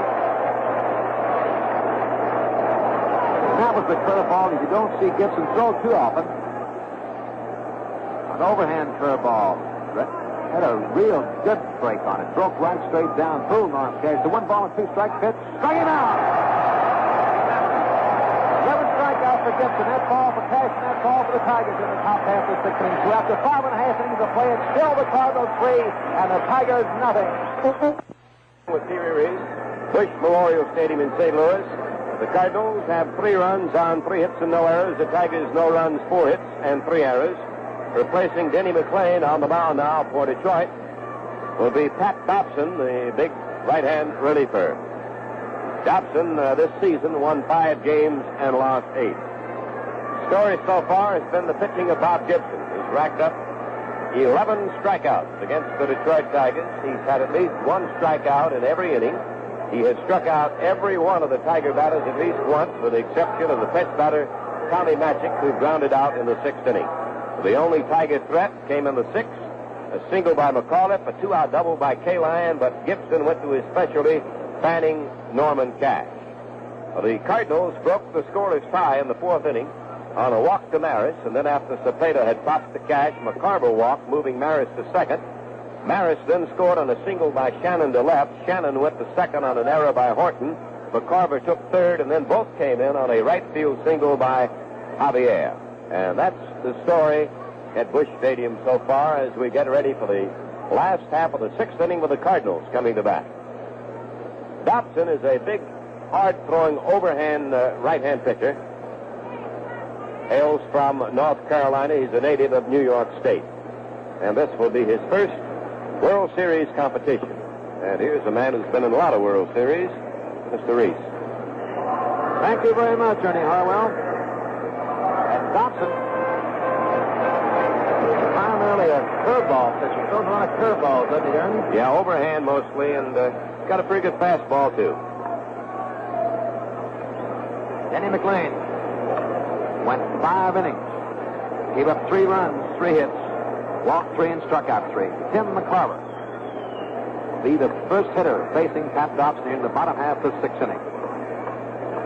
The windup, the pitch, a fastball outside, ball 1. Would you believe the Tigers have out-hit the Cardinals 4-3? But they trail 3-0. 2 big walks, as Ernie told you, in that 4th inning. A couple base hits, hurt him. To the lazy pop fly. The second baseman, McAuliffe, goes back and says, I'll take it, and does. For out number 1. Mike Shannon.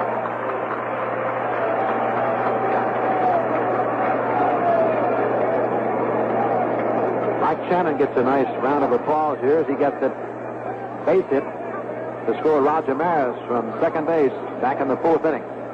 And he's gotten a lot of big hits all year. Clutch hits. For this Cardinal ball club. Say this ball club can do it all. Good defense, not bad power, good pitching, good speed. Don't count this Detroit ball club out yet, though. 1 ball, no strikes on Mike Shannon. Pat Dobson kick. Here's the pitch, a curveball. Inside, ball 2.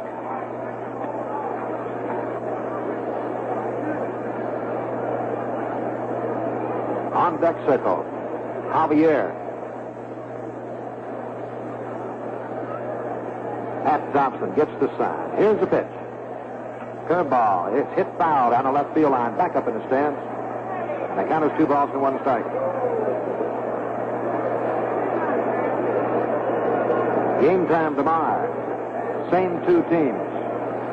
The Cardinals and Tigers here at Busch Stadium, 1:45 Eastern Daylight Time. Certainly hope you can be with us. Bottom half of the 6th inning, Pat Dobson kicks. Here's the pitch, a fastball out the mid play shortstop. The sidearm throw, and it's good throwing, Mike Shannon. I was surprised Danny a little bit there. He went down that first baseline pretty good and made it close.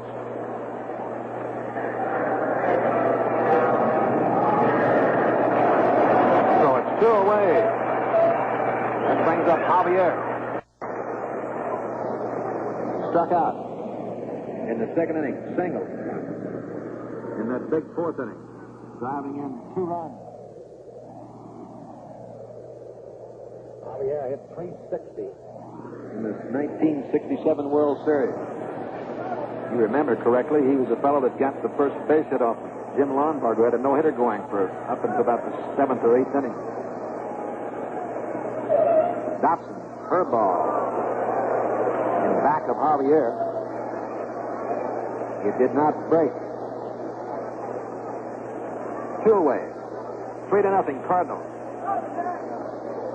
Bottom half the 6th inning.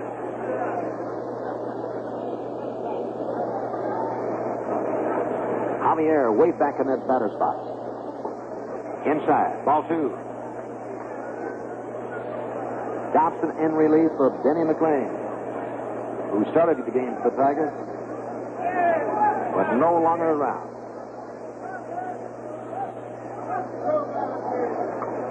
The 2-0 pitch to Javier. Ground foul down the 3rd base line. Makes the count 2 balls and 1 strike.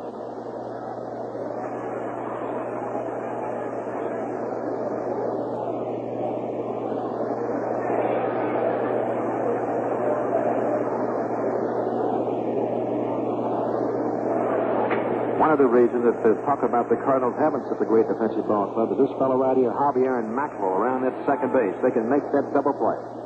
Fastball, high and inside, 3-1.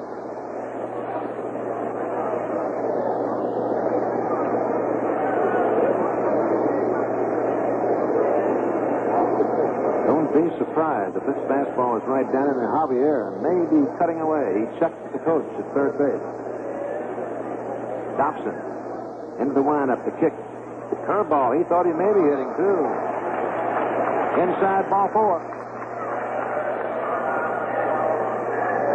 It's the first walk given up of Pat Dobson, the fourth by Tiger pitcher Al Maxwell. The hitter, Javier on at first, who likes to run.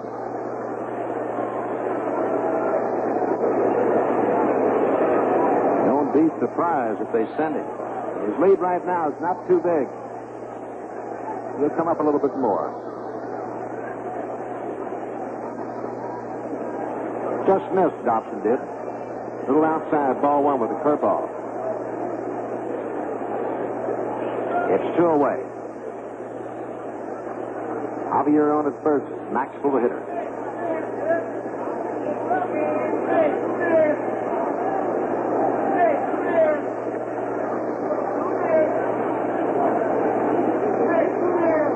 Dobson, he's ready now. There goes Javier. The fastball, freehand, throws to second, and they got him. Javier did not like the call, but he's still out. So that's all for the Cardinals here in the bottom half of the 6th inning. And after 6 full innings, still the Cardinals 3 and the Tigers nothing. Going to the top half of the 7th inning here at Busch Stadium. Well, fellow I'm working with today, Ernie Harwell. He's been around for quite a long time, 21 years in the Major League, 9 with the Detroit Ball Club, and it's always a pleasure to work with a professional like this, because without fellows like this, I don't know where ex-athletes would be. Ernie Harwell, come on back in here. Thank you, Mr. Reese, and hi again, everybody. The story of this game wrapped up in that 4th inning, 3-run surge by the St. Louis Cardinals, and the great pitching of Bob Gibson, who so far has struck out 11 batters. Gibson had won the earlier World Series game where he struck out 13, the second World Series game he ever pitched. The strikeout record of all time in series history held by Sandy Koufax. 5 years ago today at Yankee Stadium, he fanned the 15 New York Yankees. Well, here's Willie Horton leading off from the Tigers 7th. There's a foul on the screen. He did not get around on Gibson's fastball.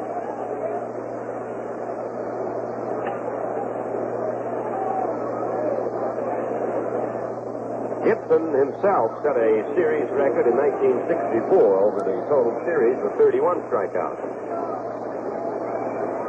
Horton today has struck out and popped up to second base. 3-0. That's the score. The Cardinals lead. The Tigers have come from behind many times. They'll have to do it again. There's the ball outside, 1-1. Horton, Northrop, and Freehand, the scheduled batters against Gibson.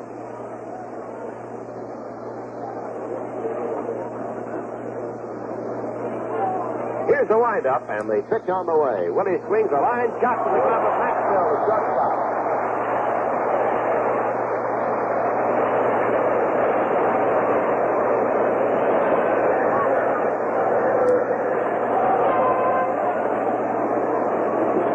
That's the second line drive. He's speared their shortstop. The other off the bat of the man up there now, Jim Northrop, who has struck out and lined to Maxwell. Northrop takes the pitch in very close, ball 1.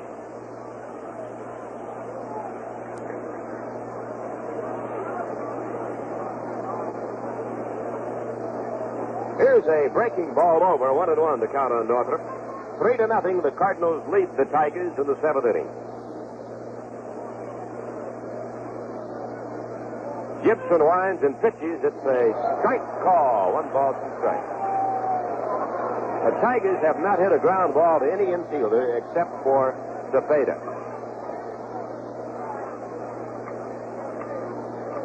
Either popped up, hit line drives, or most of them have struck out, a total of 11. The Tigers have 4 hits, the Cardinals have 3. And all 3 runs in the game belong to the Cardinals. They came in the 4th. The pitch, Northrop swings and misses at strikeout number 12. Gibson maintains his record of at least one per inning.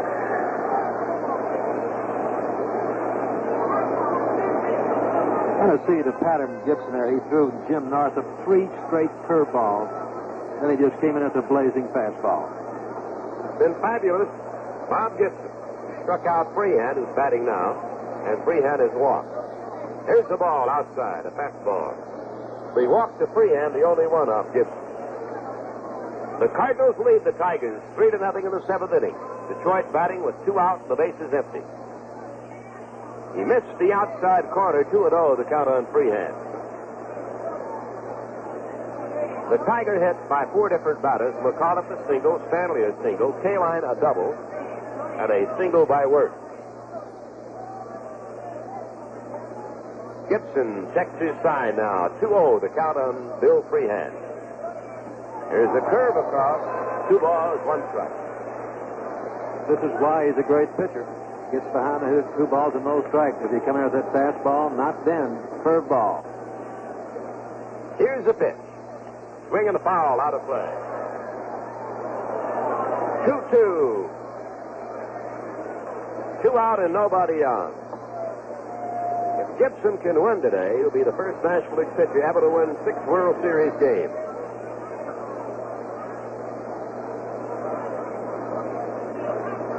Here's the motion, the 2-2 delivery. It's a curve in close. 3-2 on Freehan.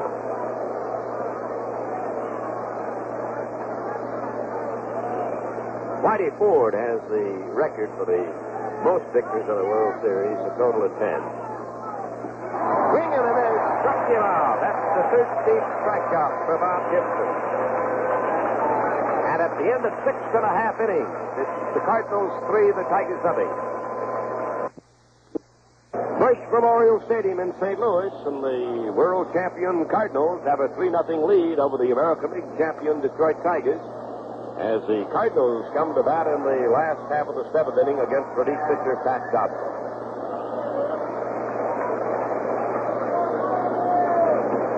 Dobson came on relieving the starter McLain, whom the Cardinals touched for their 3 runs in the 4th inning. They scored on walks to Maris and McCarver, a single by Shannon, an error by Horton, and a 2-run single by Javier. Maxwell, the batter, and he takes the ball inside from Dobson.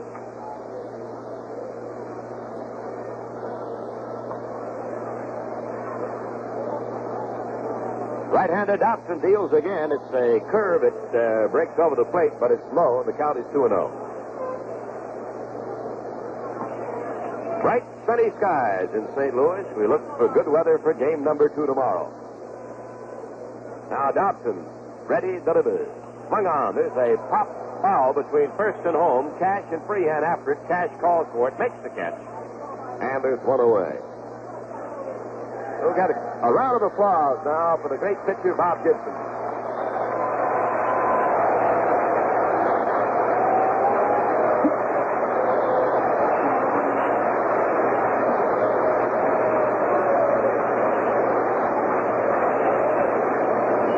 Gibson steps in as a batter. He is sacrificed and struck out. Those 2 turns against the starting rival, Denny McLain. Swing and a foul, out of play, back in the seat. 1 strike on Gibson.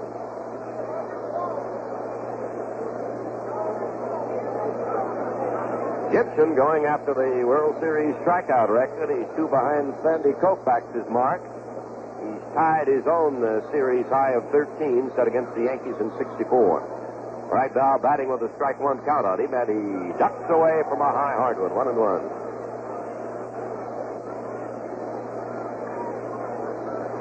Cardinals, 3 runs, 3 hits, no errors. Tigers, no runs, 4 hits, and 3 errors. Last half of the 7th in St. Louis. Game number 1 of the World Series. High fastball. That'll make it 2-1 on pitcher Bob Gibson.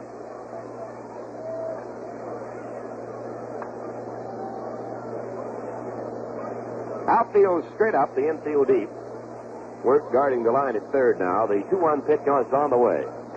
Swung on and popped in the air out toward the middle of the diamond. Let's see who'll get it. Cash is calling for it and makes the catch just to the right field side of the mound. Two down, nobody on, and the leadoff man, Lou Brock, will come to bat. Denny McLain started for the Tigers. Left for a pinch-hitter magic after 5 innings of work. Denny was touched by the Cardinals for 3 runs on 3 hits, walked 3, and struck out 3. Dobson has worked the 6th and 7th inning. Now faces Brock, who has bounced to short, was safe on a fielder's choice, and grounded out the 3rd. Wirt laying in close on him. Stanley up a couple of steps at shortstop. Right-handed Dobson delivers. It's a strike above the knees. Strike 1.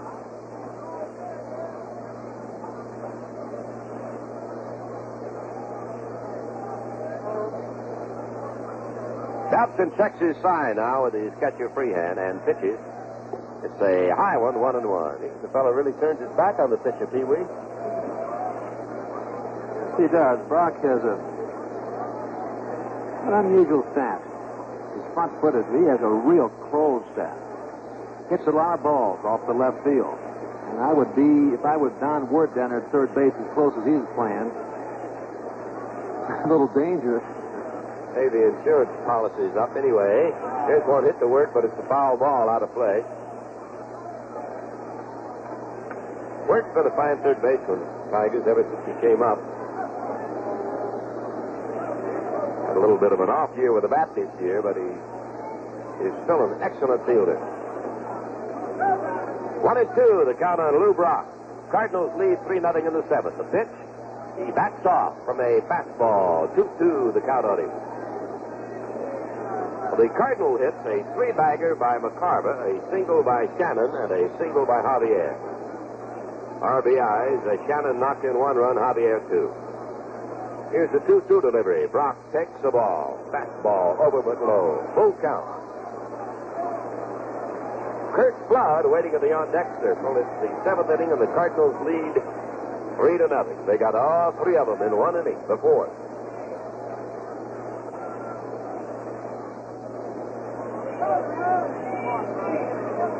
The tall right-hander Dobson now kicks and delivers. It's a curve hit deep to right center. It might be way out of here, and it is gone. A home run so far.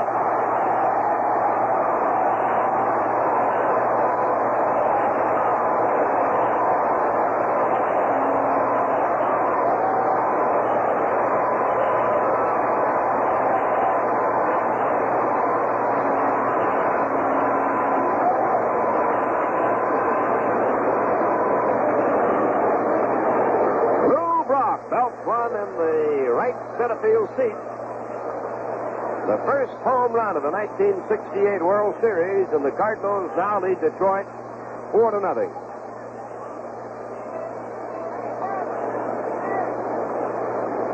Got his pitch that time, didn't he, Mr. Reese? Yes, he did. He hit that ball exactly like he was waiting for it. Dobson got the curveball up a little bit. We're talking about him hitting the ball to left field, but of course, you know, Brock does have good power.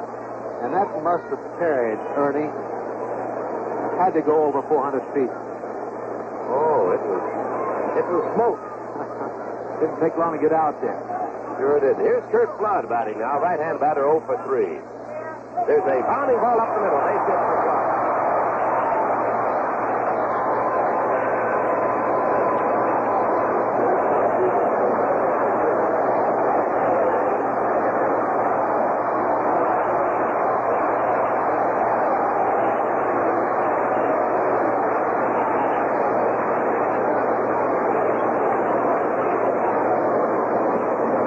The 5th hit for the Cardinals. It's their 2nd in a row. The only 2 Dobson is allowed.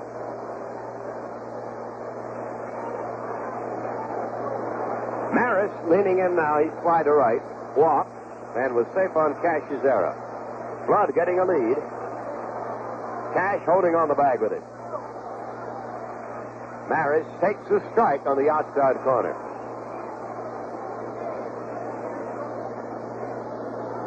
The home run by Brock was his 3rd in World Series history. 1 in 64, 1 in 67, and now 1 in 68.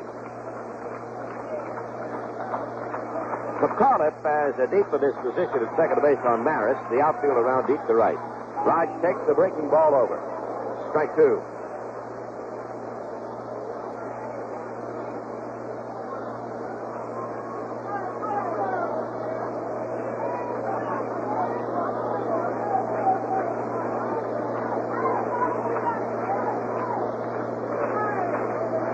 Cardinals lead the Detroit Tigers 4-0. The St. Louis team at bat of the 7th inning. They've got a man on first base and 2 away. Set by Dobson, and the right-hander then straddles the slab. Flood not committing himself, edges back a little bit. Now leads off. He goes. The pitch is taken for a ball. Throw to second. Not in time. He has a stolen base. Freehand's throw was late and to the right field side. Pee Wee Dobson is one of the easier Tiger pitchers to run on because of that big motion he has. Well, it looks that way, Ernie. Of course, the 2 strikes on Roger Maris looked like Plug may be going. Even if they threw him out, you had Roger Maris leading off the next inning. The curveball broke inside to Roger Maris. Freehand had to go in and get it and come back out. And so it's a tough play. That's the 3rd Cardinal stolen base. 1 ball, 2 strikes. The count on Maris for 2 out. Flood at second. The pitch is popped in the air, foul. He comes Freehand back, but it will be out of play.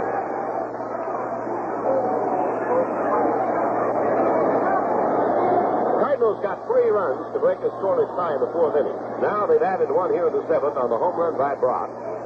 Flood followed that homer with a single and has stolen second after 2 were out. O'Maris is the batter. And the count on Raj, 1 ball and 2 strikes. He's the oldest of the Cardinal players, the age of 34. This is his last baseball competition. He plans to retire after the series. It's his 7th World Series for Maris. He takes the ball outside. Tipped it, but didn't go for it. 2-2, the count on Maris. Ernie, talking about the Cardinals and stealing bases during the season, they had a pretty good record, I would say. As a team, they stole 110 bases and caught stealing 44 times. 7-14 percentage. That ain't bad. You're not kidding. Maris waits on a 2-2 delivery now from Dobson.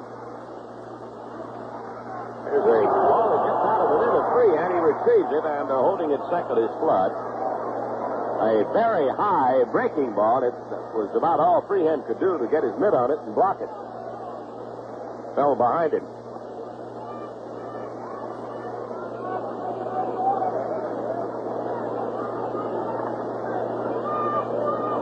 I think the Tigers play this gentleman to pull more than they do anybody on the Cardinal team, Pee Wee. I just noticed that Stanley's way over towards second base. Worth almost playing at shortstop. McAuliffe about 3 steps back on the grass, way over toward Norm Cash at first. Dobson sets, delivers to Maris, who popped it in the air out towards second. McAuliffe, the Tigers' second baseman, calling for this one, makes the catch, and the side retired. So at the end of 7 innings, Cardinals 4, Tigers nothing. Ed Matthews, pitch hitting for Don Wirt. He took a strike, and there's a curve high for a ball. 1-1 on Ed. Out a good part of the year, he had a herniated disc operation and ended up the season with a .212 batting average. Swings and fouls it out of play in the seats on the first base side of the plate. 1 ball, 2 strikes. Here's a fellow you played a lot against, Pee Wee. Yes, he's one of the few fellows, I guess, on the Tigers that played in the World Series before. He played with the Milwaukee Braves quite a few times. Matthews takes the cut and strikes out. That's the 14th strikeout by Bob Gibson. Now, Gates Brown will come to bat. He'll be batting for Dobson.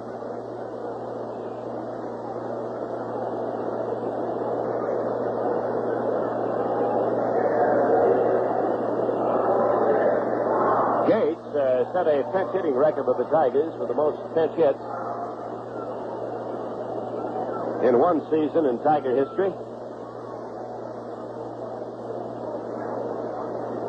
Big, strong left-hand batter against Gibson.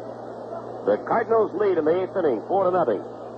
Tigers at bat, 1 out, nobody on. There's a ball low, a fastball.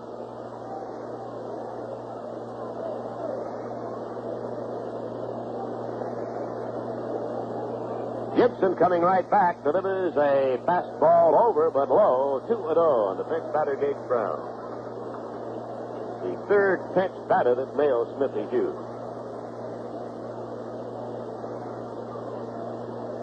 Swing, and there's a fly ball into left field, not deep at all. Brock comes in, he's a chance, makes the catch. And there are 2 up and 2 away in the Tiger 8. The Cardinals lead Detroit in the opening game of the 1968 World Series at St. Louis 4, Detroit nothing. Here's Dick McCullough, the left-hander batting second baseman of Detroit. He struck out, bounced to first base, and singled to right. One of the 4 hits allowed by Gibson.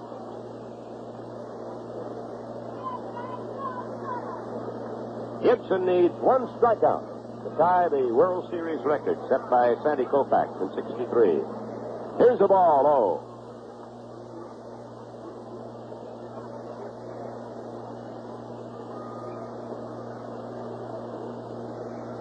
What a great game Gibson has pitched this afternoon. Here's a foul on the screen. Don McMahon is now warming up in the bullpen for Detroit, veteran right-hander.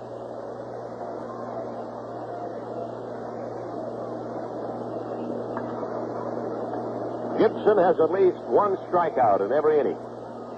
Outside of the pinch hitters, he's fanned every Tiger. He kicks and deals. Here's a line shot foul back at first base. 1 ball, 2 strikes on McCullough. They say one thing about Gibson, Pee Wee, he's picked on everybody, just not 1 or 2 guys. Well, I was once told that Gibson, he just completely overpowers mediocre hitting. Today, he's just overpowering all types of hitters. 1-2 pitch to McCullough. He swings and loops one into left field. Brock is there waiting under the lazy fly. It's hit his glove on the side, retired 1-2-3. At the end of 7 1/2 innings in St. Louis, the Cardinals 4, Detroit nothing. Are you? Well, we're going to the bottom half of the 8th inning here at Busch Stadium. The Cardinals are out in front of this game by a score of 4-0. We're having a new pitcher coming in here, Don McMahon. Denny McLain started for the Tigers. He went 5 innings. Gave up 3 runs on 3 hits, walked 3 and struck out 3. Dobson went 2 innings. He gave up 1 run, a home run to Lou Brock. On 2 hits, walked 1 and didn't strike out a runner. Talking about, Ernie, about Bob Gibson with these 14 strikeouts. He has tied Carl Erskine, who helped the record in 14 strikeouts against the Yankees in the World Series, and Sandy Koufax, his teammate, broke it 15, and if the Tigers are going to do anything, they better come to life. They have 3 more outs to do it. Well, I'd say Mr. Gibson has a pretty good shot at that strikeout record in the 9th inning, but a potential of 3. And if he strikes out 1, he's tied it. If he strikes out 2, he's bested that record. Don McMahon is going to the mound now for Detroit. He'll be their 3rd pitcher. McMahon this year won 5 and lost 2. He's a veteran of many a major league season. This is his 12th year in the majors. And he had World Series experience with the Milwaukee Braves. Krzyzewski has gone in to play third base, replacing Wirt. And Cepeda will lead off for the Cardinals. The Cardinals are ahead of the Tigers in the opening game of the series in the last half of the 8th inning. It is St. Louis 4 and Detroit nothing. There's been 1 home run. It was hit by Brock in the 7th. The other 3 runs came on walks and singles off the Cardinal bats in the 4th inning. So here is Orlando Cepeda. He's fly to center. He's popped the first baseman Cash. He's flied out to left.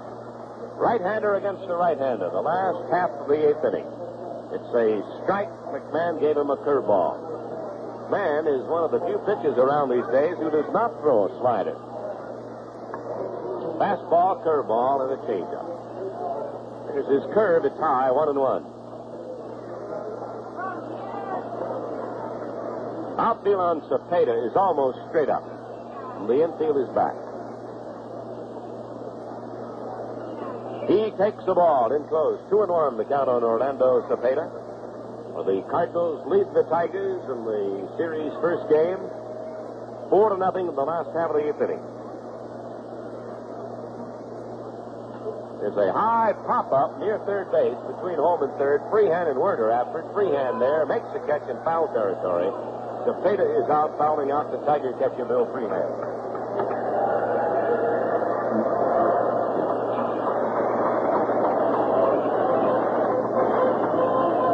So here's Here's McCarver coming to bat now. He's had a 3-bagger, a walk, and a pop to second base.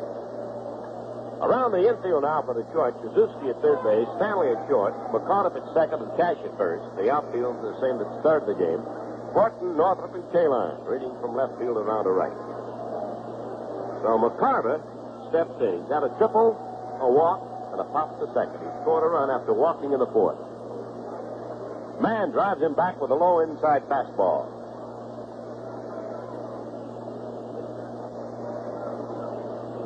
Shannon waiting at the on-deck circle.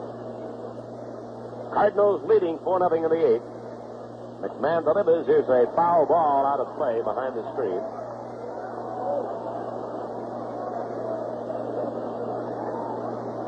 One and one. That's the count on him. The RBIs on the Cardinals side. One by Brock, one by Shannon, and two by Javier.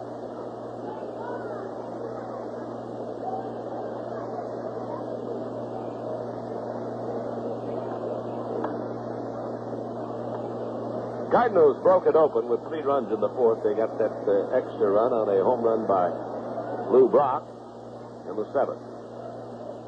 McMahon winds and pitches. Here's a fastball in close. Don thought he had a strike that time and yelled him to Mr. Gorman. Cardinals have 5 hits by 5 different batters. Brock, Flood, McCarver, Shannon, Javier. Here's the pitch. It's a ball high, and the count is 3-1 on Tim McCarver. McLain started for Detroit. Dobson relieved him of the 6th. McMahon came out of the 8th inning. Bounding ball wide at first. Cash goes to his glove side, has it. Throw to McMahon covering. He gets him. That's the second out. The play going first baseman to pitcher. 2 down, nobody on for the Cards. And here is Mike Shannon, who drove him the first run of the game with a single in the 4th inning. He struck out the time before that, and the time after that, he bounced to shortstop.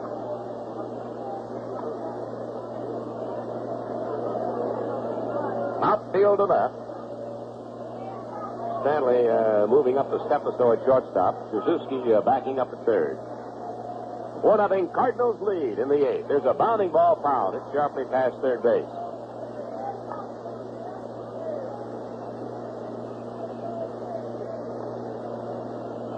Well, it's hard to pick the big hit so far, Pee Wee, but this might be it, that 4th inning single by Shannon. Here's the pitch.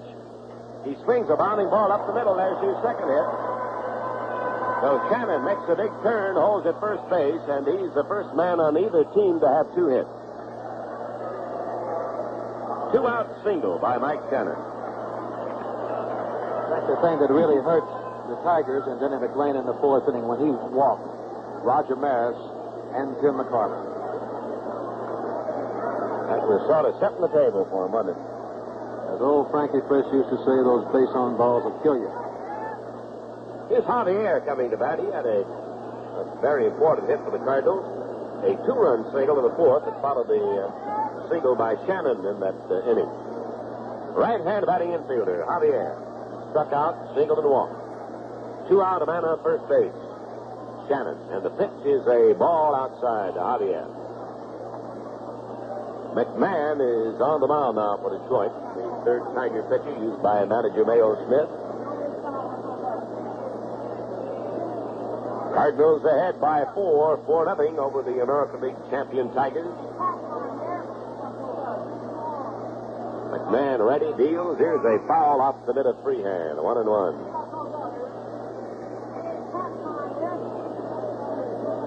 McMahon broke into the major leagues in 57 with Milwaukee. He's also pitched for Houston, Cleveland, Boston, the White Sox.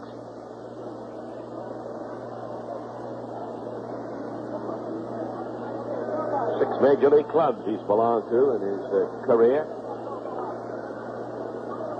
1-1, that's the count on Javier. Shannon with a short lead off the bag. Cash holding on the base with him at first. 2 out. Here's the pitch. Swung on, hit in the air to short left center field. Horton and Northrop are there. Northrop makes the catch, and the side retires. So at the end of 8, it's the Cards 4, Detroit nothing. No. Well, Pee-wee, we got a double story right here. Can Gibson break the strikeout record, and can the Tigers do anything with their bats to get back in the ball game here in the 9th inning? Well, that's right, Ernie. As we've said before, quite a few times during the season this year, the Tigers have come from behind several times. They only have 3 more outs to go. Gibson delivers to Mickey Stanley. There's a bounding ball to first base. It may go foul. It does. Fielded by Cepeda right off the bag in foul territory.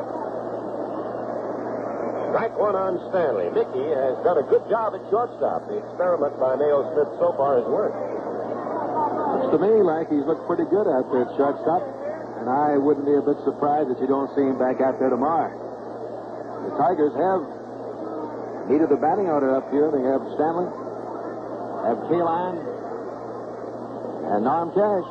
Now the pitch to Mickey is a ball outside, 1-1. Bob Gibson has 14 strikeouts. 1 more, he'll tie the series record set by Sandy Koufax in 63. He winds at 50. Here's the ball wide, 2-1. That's the count.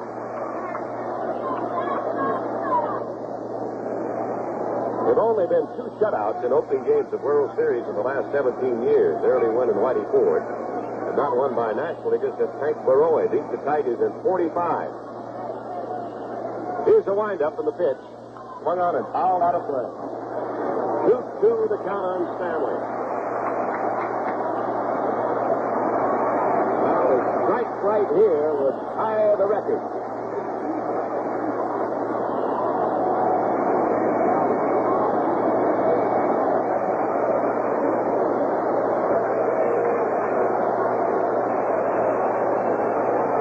Here's the windup, the pitch. Swung on and fouled away. So that tension stays with us. Cardinals lead the Tigers 4-0. It's the 9th inning of the first game of the World Series. Gibson within 1 strikeout of tying Sandy Koufax's record. Stanley waiting on a 2-2 delivery. Here it is. All out of play. This one right down below it. Looks like Stanley doesn't want to be the 15th strikeout. He's battling him up there, isn't he? He's giving him a fight, Pee-wee. Gibson going to his strength. That fastball, trying to get it by Mickey, and he's protecting the plate. Now the windup and the pitch. Swinging another foul out of play. Oh, this is a battle. Cardinals have the lead 4-0.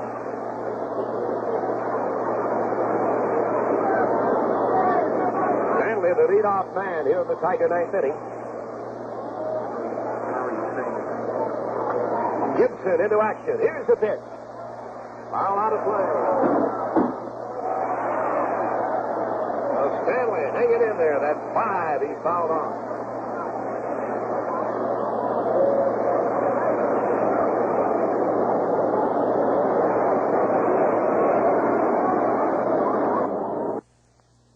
Can Gibson break the strikeout record, and can the Tigers do anything with their bats to get back in the ball game here in the 9th inning?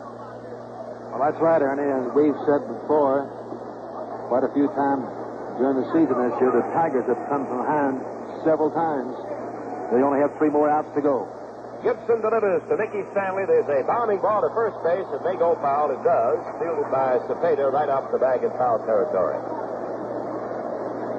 Strike 1 on Stanley. Mickey has done a good job at shortstop. The experiment by Nail Smith so far has worked. Looks to me like he's looked pretty good out there at shortstop, and I wouldn't be a bit surprised if you don't see him back out there tomorrow. The Tigers have needed the batting order up here. They have Stanley, have Kaline, and Norm Cash. Now the pitch to Mickey is a ball outside, 1-1. Bob Gibson has 14 strikeouts. 1 more, he'll tie the series record set by Sandy Koufax in 63. He winds at 50. Here's the ball wide, 2-1. That's the count.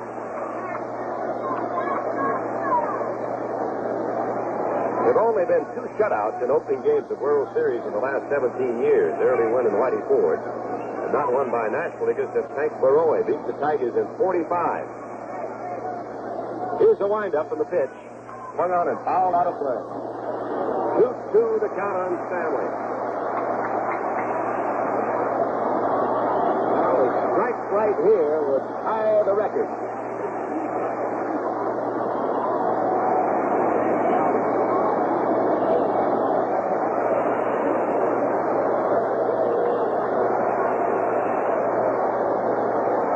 Here's the windup, the pitch. Swung on and fouled away. So the tension stays with us.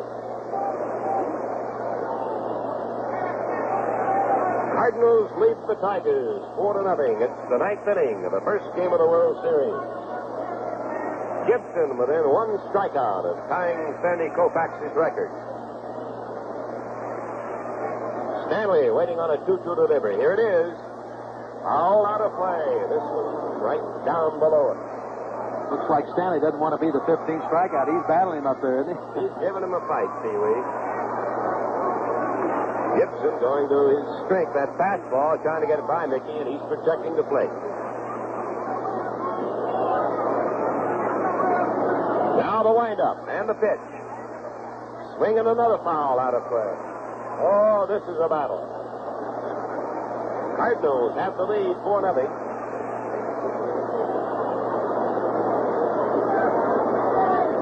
Stanley, the leadoff man here in the Tiger 9th inning. Gibson into action. Here's the pitch. Foul out of play. Stanley hanging in there. That's 5 he's fouled on.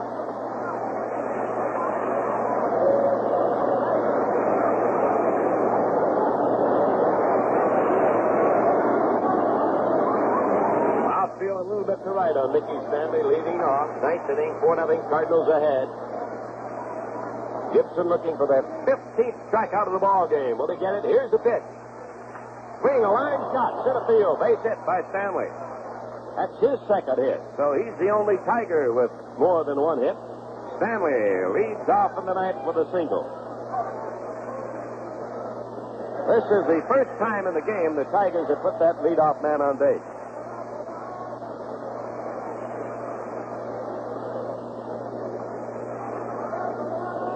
Cardinals lead 4-0. Tigers batting in the 9th. They've got a man on and nobody out. Al Kaline is the batter against Gibson.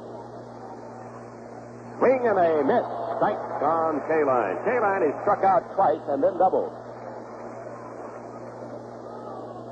Gibson needs 1 strikeout to tie the series record. Stanley on first base. Nobody down in the 9th inning. To set the pitch. Swing and a miss. Strike 2.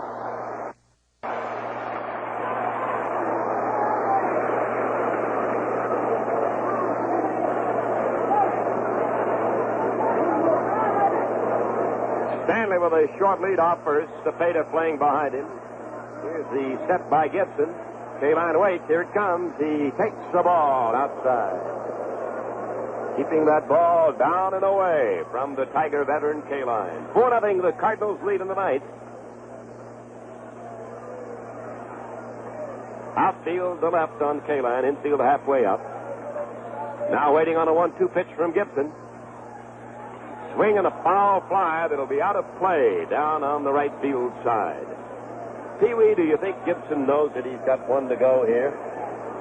You know, I was just thinking that, Ernie, and I doubt seriously whether he realized that he has 14 strikeouts.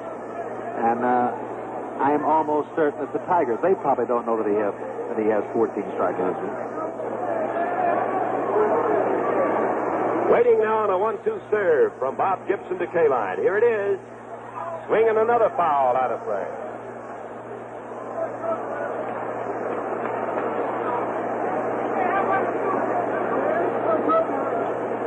Well, he got 2 strikes on Stanley. Stanley fouled out 5 and then singles. Now Kaline has 2 strikes on him, and he's fouling off the pitches. Gibson getting his sign from McCarver. Here's the set by the right-hander. The pitch to Kaline. Swing and a miss. His record is tied.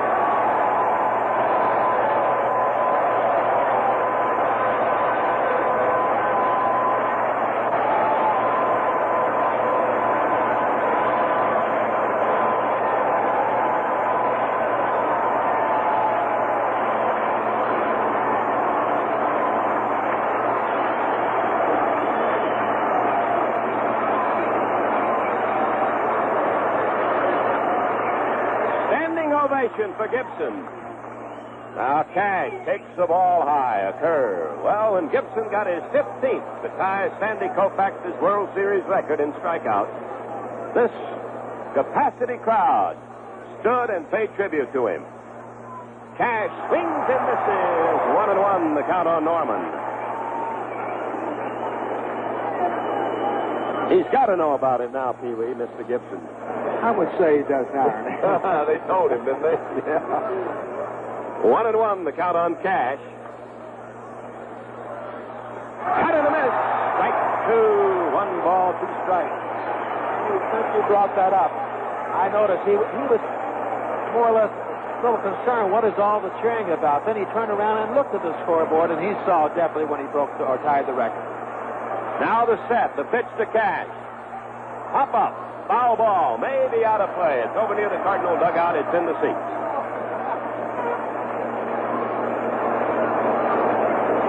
Well, we've got one of the thrilling moments in World Series history right here. Gibson has tied Koufax's strikeout record of 15. He's going for one more to break the record. The Tigers, trying to rally, are trailing 4-0 of the 9th inning. They've got a man on and a man out. And Cash waiting on the 1-2 pitch. Here it is. Swung on and fouled out of play. Back at third. Well, we get the same pattern every time. 1 and 2, and then everybody fouls them off. One thing about Gibson, you'll notice in the 9th inning or 8th and 9th, he seems to come on even a little bit stronger. Never tired. He's in great shape. Now the set, the pitch. Foul ball, out of play. Ground ball hit sharply down past first base. The count remains 1 ball, 2 strikes.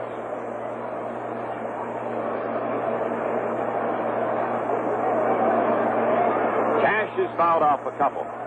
He got K-line after that. 1-2 pitch after 2 fouls. The set, the pitch. It's a ball low. 2-2 the count on Cash. Gibson has tied the record of Sandy Koufax. 15 strikeouts in a single World Series game. Trying for number 16 right now against Cash to break the record. He takes his set position. He delivers. Here's the pitch. Swing and a miss. He did it.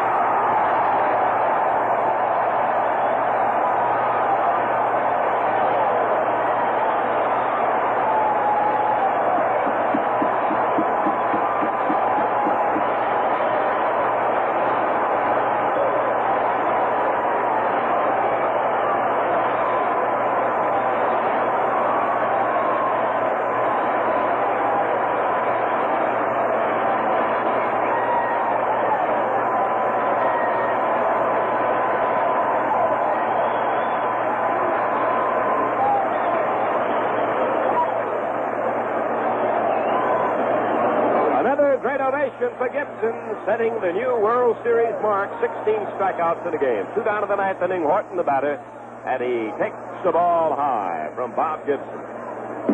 Stanley on first. Firecracker exploding in left center field.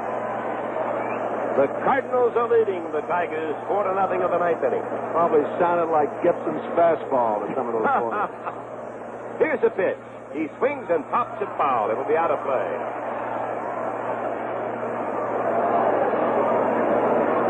The Cardinals got 3 runs in the 4th inning, added 1 in the 7th on a home run by Brock. They lead 4-0. The Tigers are down to their final out. And Gibson has made World Series history by striking out 16 Detroit batters this afternoon.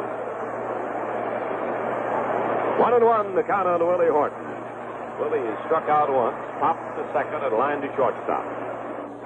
The pitch. Foul ball, out of play. Strike 2. Well, there's that old 1-2 count again. That's flashed on the scoreboard many a time in this inning. He stays on top of those hitters, I'll say that for him.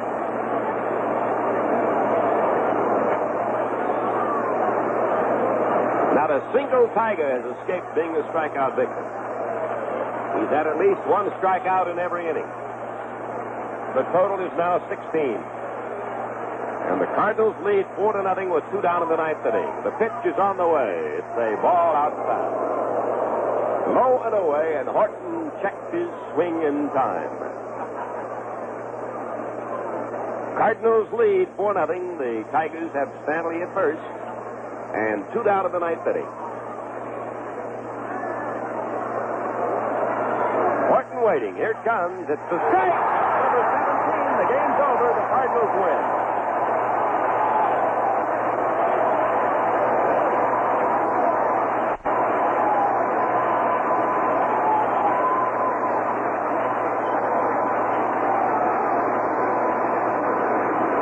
Bob Gibson gets strikeout number 17. That's the end of the ball game, and the final score here in St. Louis, the Cardinals 4, the Detroit Tigers nothing. Radio tires are available at B.F. Goodrich stores and dealers across the country.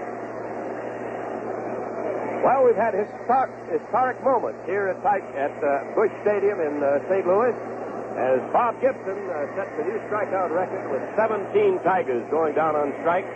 And the St. Louis Cardinals take the opening game of the World Series from the Tigers 4-0. Yes. Now to Tony Kubek.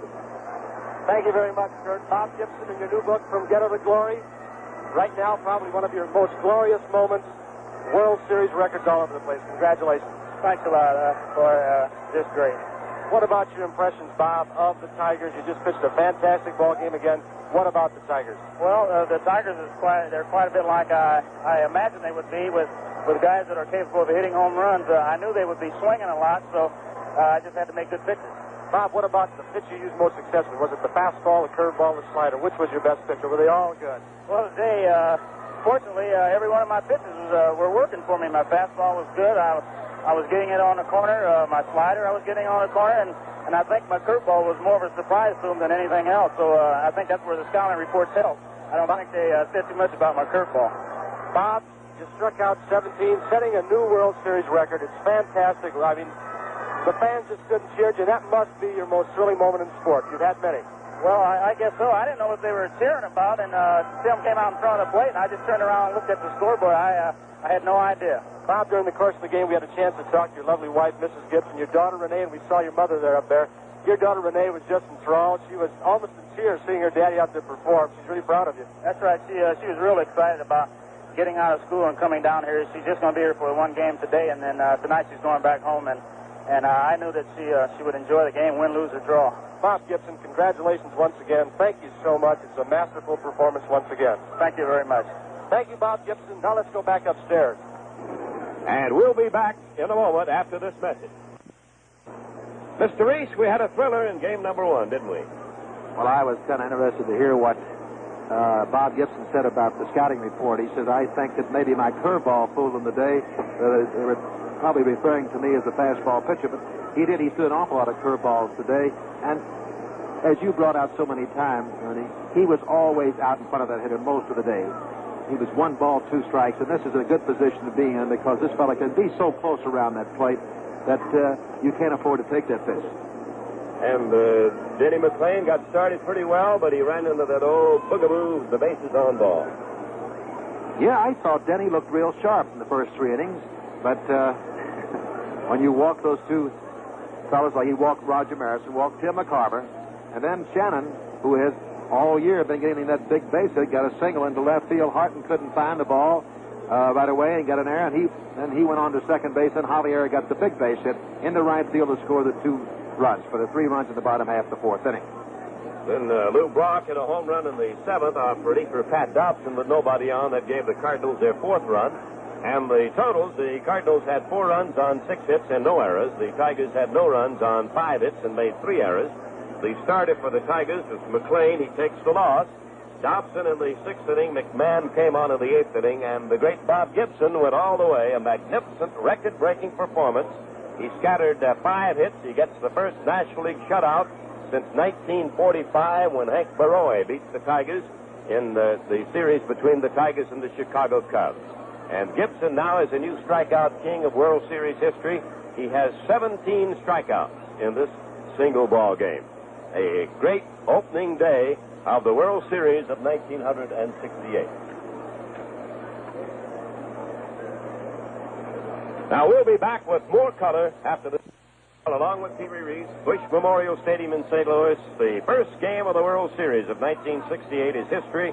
And what history is Bob Gibson set a new strikeout record for the World Series by fanning 17 Tiger batters.